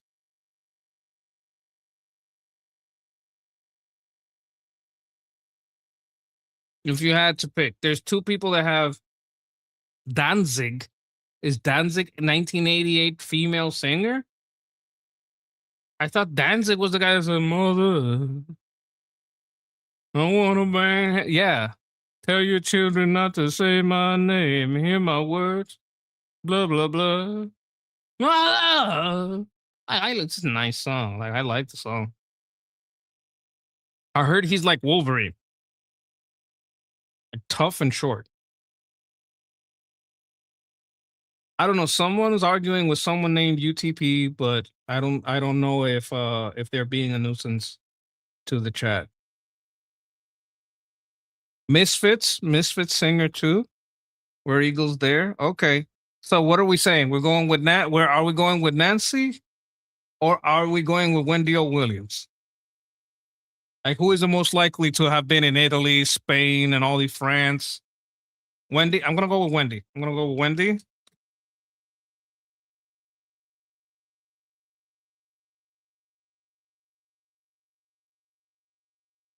It was Nico. Oh my God. I should have what? Oh my God, Nikki had said it. Nikki knows Nico. I should have listened to Nikki. I always fail when I don't listen to Nikki. I should slap myself a little bit. Not too hard, a little hard. Swedish singer-songwriter. Okay, Nikki, check this out. Swedish singer-songwriter, 21st century Swedish women, 1997 births. So this is a young person. Well, compared to me. Dance pop musicians, English language Swedish singer. Feminist musicians, Got Talent. Ooh, any of you guys watch America's Got Talent? Living People, musician from Stockholm. Stockholm, Swedish. Got Talent winners, Swedish child singer, Swedish sopranos, Swedish women pop singer. Talang, Swedish TV series contestant. Do any of you guys watch Talang? Universal Music Group artist. I have no idea who this is. I don't know any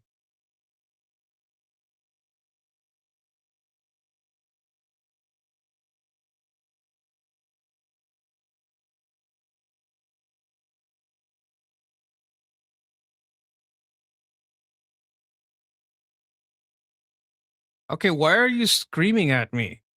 I've made 100 videos about that. Like, I just had a long fucking thing about why we can't leave Iran. Why the fuck are you screaming at me? I didn't ban you. You're not banned. If I can see you, you're not banned. Are you UTP? Because the argument was with UTP, not with you. You're GTA. There's only one, well, only the T in there. UTP, most PRs are Dem, PRs are Democrats. That's a different person. And they're talking about Puerto Rico. They're not even talking about Iran. So I don't know.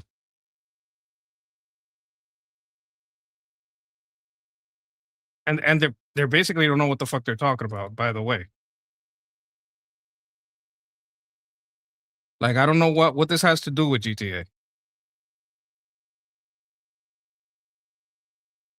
Banned you?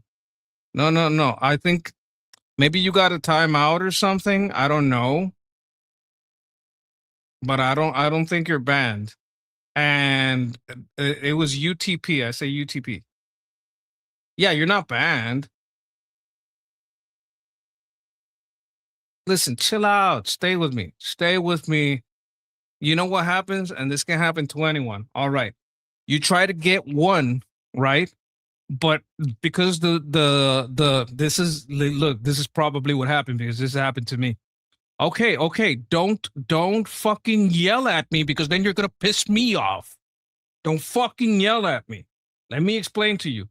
The chat moves pretty fast. So sometimes when you're gonna click on one person, it winds up clicking on the other one. You were just told by the mod you're not banned. Let me show you something. Let me show you something. You might not know.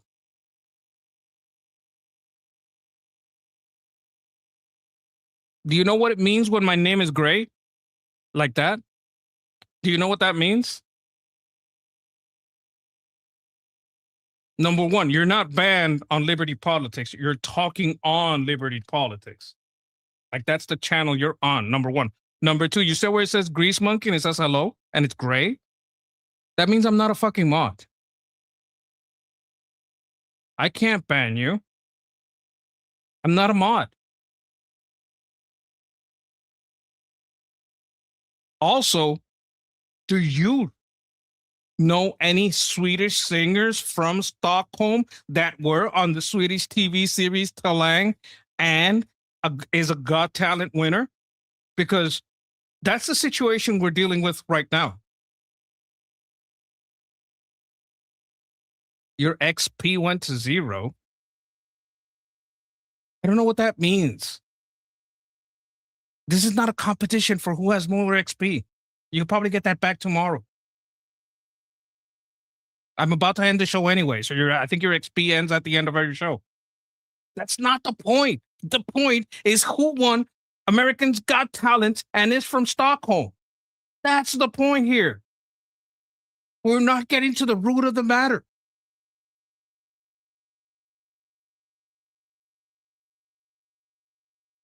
I don't know if we have an MMORPG. We should. I mean, sounds like a good idea. People are pretty passionate about an MMORPG. Your XP, yes. Your mana potions, we're going to get to all that stuff. Calm down. If I can see you, you're still here. And I'm not a mod, so your comments aren't blocked either. I can see it.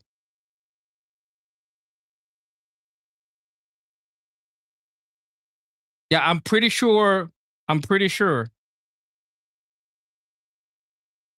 that there are, listen, I can't control Armin's chat. If you don't like that shit, if you're like really want to be able to keep the conversation going, here you go.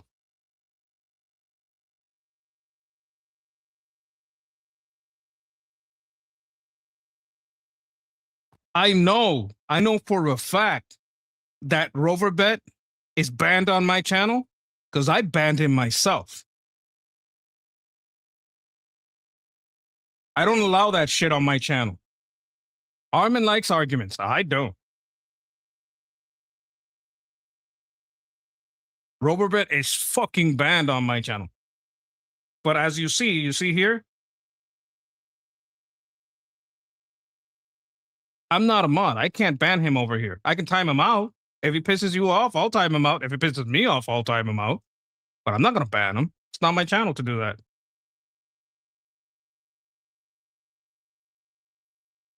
Yeah, Rover does a little bit of like trolling, but I think he was also getting into what do you call that? Spamming. You're not allowed to spam either.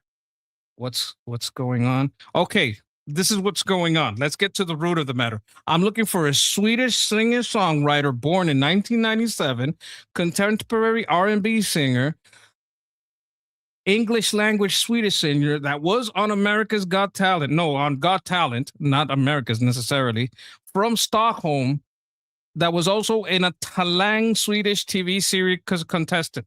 I have no idea who they. Sarah, okay. Nikki always knows, so I'm gonna go with Sarah. I had to put more words on it. I'm still giving it to you, Nikki. You're still the genius. You still got it. That's fine. That's fine. You know what?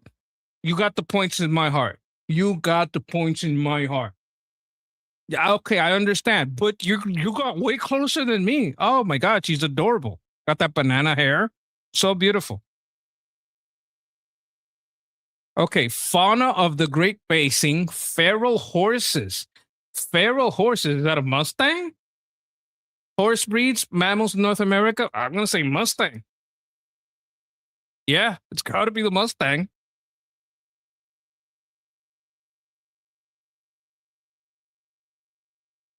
Yeah, we don't like the executions either. Like, none of us like the executions. If I could message the White House, I would, but I don't know. They don't, I can't send that kind of message. Like, we have a whole show where we dedicate time to each one of the, I'll even show you.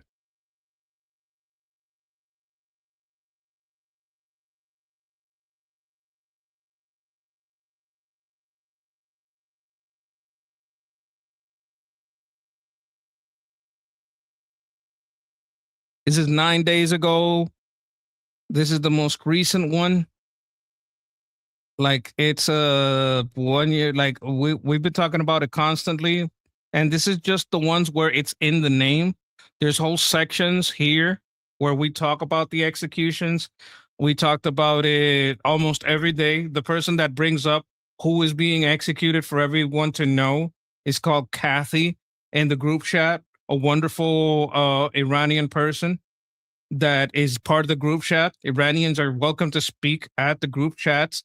There's a link over here on my right at the top. If you would like to talk about the executions, you can come talk to them.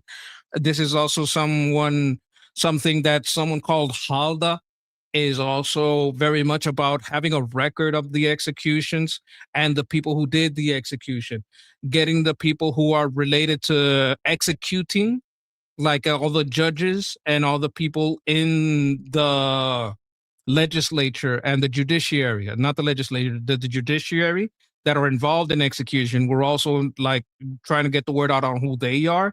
Like, you're really angry at the people who do talk about it. There's people all over the internet that talk about it in Iran, and they don't talk about the like the executions. Yeah, but you're getting angry at the people that are helping you. It's like you're having a heart attack, but you're kicking and punching the nurses. Like, we're trying to help you. I'm not a doctor. I can't fix it, but I'm trying to get you some help. So why are you screaming at us? This is a pro-Iran channel, always has been. This is a channel that's against the IRGC. Why are you mad at us? This isn't fair. You're venting against the people that you should least do it to. And I'm going to tell you something.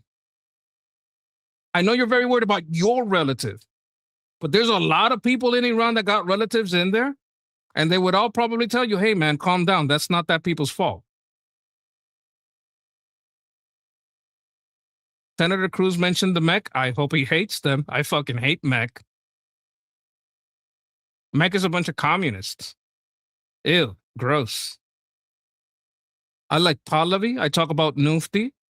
Look at this. Look at this. This is something I show often.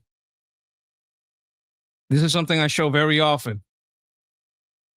This is the Nufti site and how they show how it's Americans' problem that the Nyack and Nair have influence in Dearborn, all the places. This is from Nufti. Like, why are you mad at the people that are helping? Go tell Fox. Why don't you tell this to Fox? They're the ones that aren't talking about well, they do talk about the executions. Why don't you go tell CNN? Go tell MSNBC. Go tell, well, MS Now, because they had to change it because they got made fun of and called MSDNC. Well, why are you angry at us? It's like you're spitting in the face of the person that's trying to help you and your family.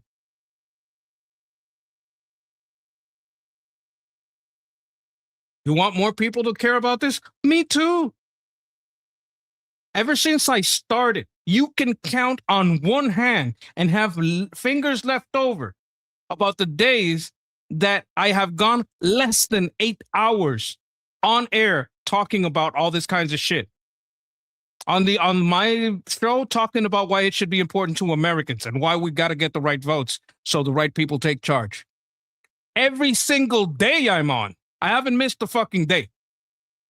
And you can count on one hand and have fingers left over the days that I didn't go 8 hours, that I did 6 hours, that I did 4 hours instead of 8 hours. So why are you screaming at me? Yes, I know.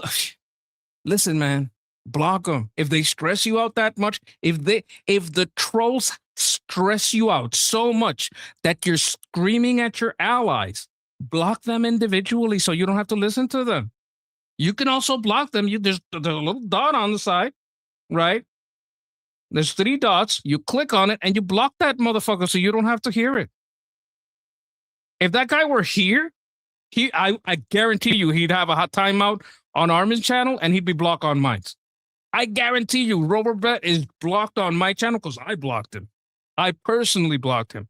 And he didn't even say anything in the chat. He left a comment. I saw the comment. Like, I remember this motherfucker. Thank you for making a comment. You're hitting on this channel. Like, you can't be looking at the trolls so hard that you start attacking the people that are trying to help you.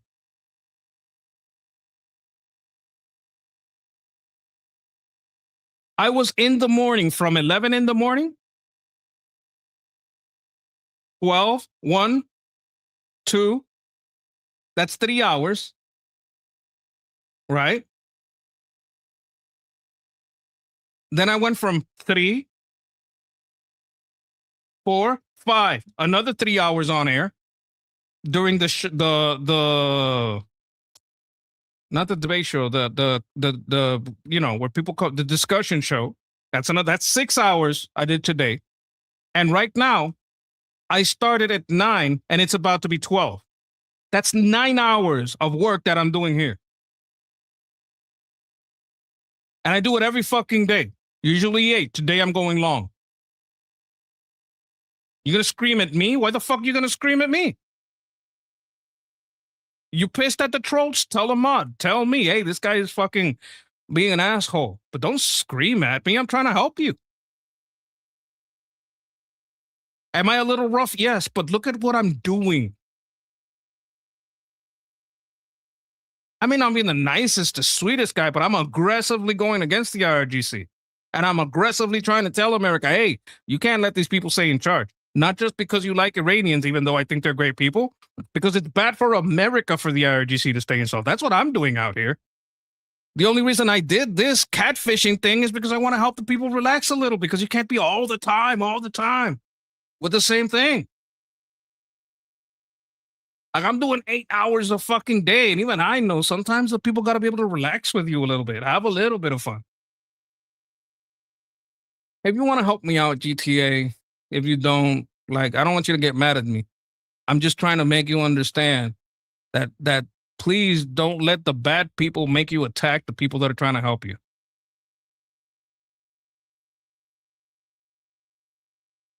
Okay. So these are British librarians.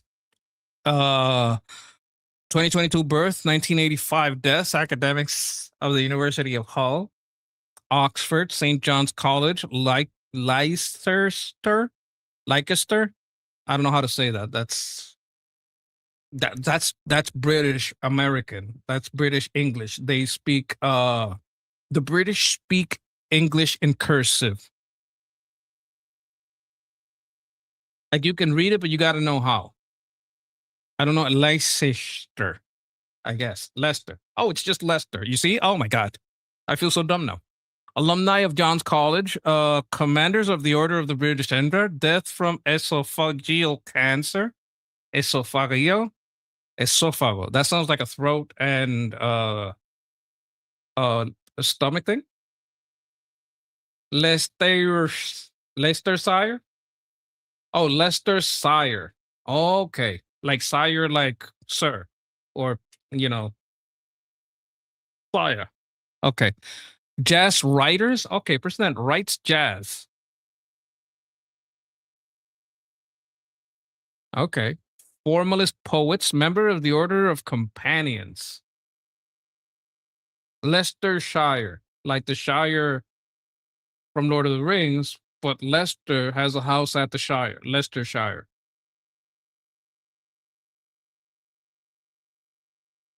Worcestershire. Worcestershire. That's a weird word. I think it's a sauce. Isn't that a sauce, Texas? Worcestershire.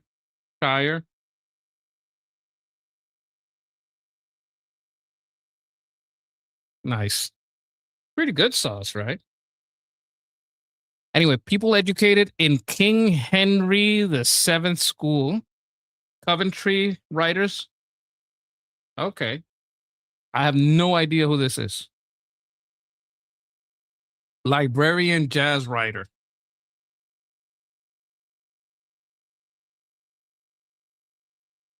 I don't think Worcestershire wrote jazz. Oh, that's sweet, Effie.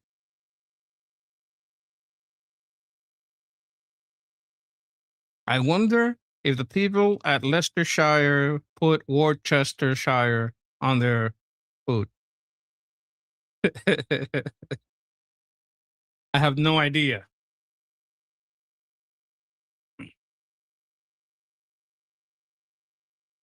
Philip Larkin, no idea who that is. The North Ship was his first book of poetry. A Girl in Winter. That sounds more familiar. The Whitsun Wedding. High Window.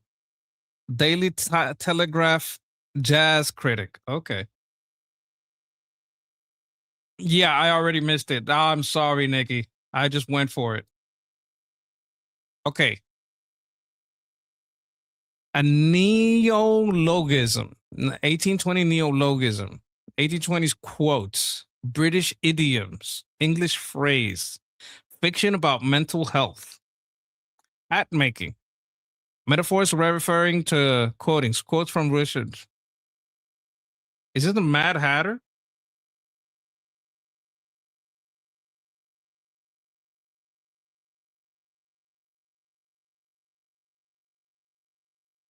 I think this is the Mad Hatter, right? Metaphors referring to clothing.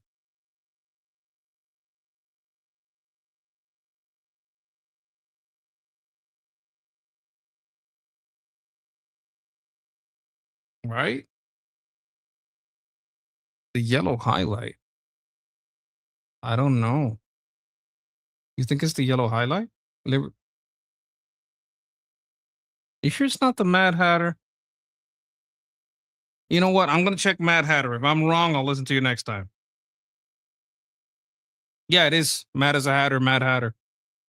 That's what I thought it was. Do you know why people were why hatters went mad? Does anybody know? Because of chemicals in hat stuff. Hat stuff made you crazy.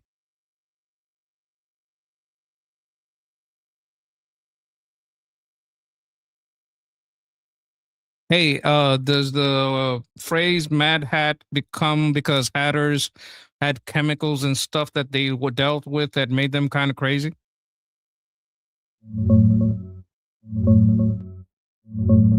Yeah, that's pretty much it. In the 18th and 19th centuries, hat makers used mercury nitrate to turn animal fur into felt. Breathing in those fumes over years gave them mercury poisoning. Tremors, slurred speech, mood swings, even hallucinations. People started calling it Mad Hatter syndrome or the Danbury Shakes. The phrase mad as a hatter first showed up in print in 1829, and while the exact origin's a bit fuzzy, this real occupational hazard is the main reason it stuck. Lewis Carroll just made the character famous. I know some stuff, guys. I know some stuff. Okay. Aquí la ti. Wait a minute. Aquí la tira tú. Aquí la tira tú. Amanai. Avatars of Vishnu. Oh. Ayavashi mythology. Ayavashi. Ayavashi. Ayavasa. Wait a minute. Ayavasi mythology. Characters in the Bhagavata Purana. Characters in the Mahabharata. Creator gods, destroyer god. Kali? Isn't Kali a destroyer god? Flautist, forms of Vishnu, heroes in Hindu mythology. Hindu eschatology. Shiva's a destroyer too. Hindu eschatology, Hindu given names. Hindu gods, killed deities, life, death, rebirth gods, love and lust gods, miracle workers, names of God in Hindu, people from Mathura, prophets in Ahmadiyya, Puranic chronology, Salakapurusa, savior gods, self-declared messiahs, Vaishnavism.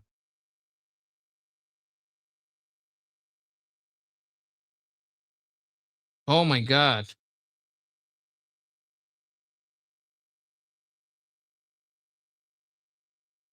Dash avatar.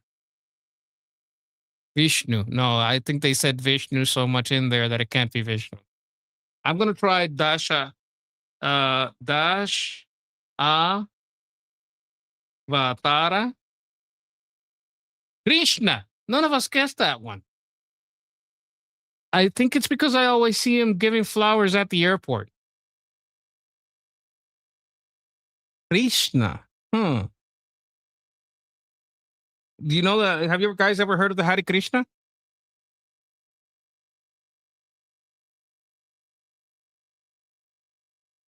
Was it common in the old days to see the Hare Krishna at the airports? Oh, yeah, super common. In the 1970s and 80s, Hare Krishna devotees in orange robes were basically a staple at major U.S. airports. You'd see them chanting, handing out flowers or books, and asking for donations. It got so routine that it became a running joke, like in the movie Airplane. They pretty much stopped after the early 90s when the Supreme Court ruled airports could ban solicitation inside terminals.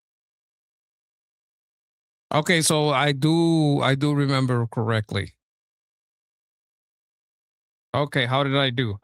You know what? Not bad. Not bad.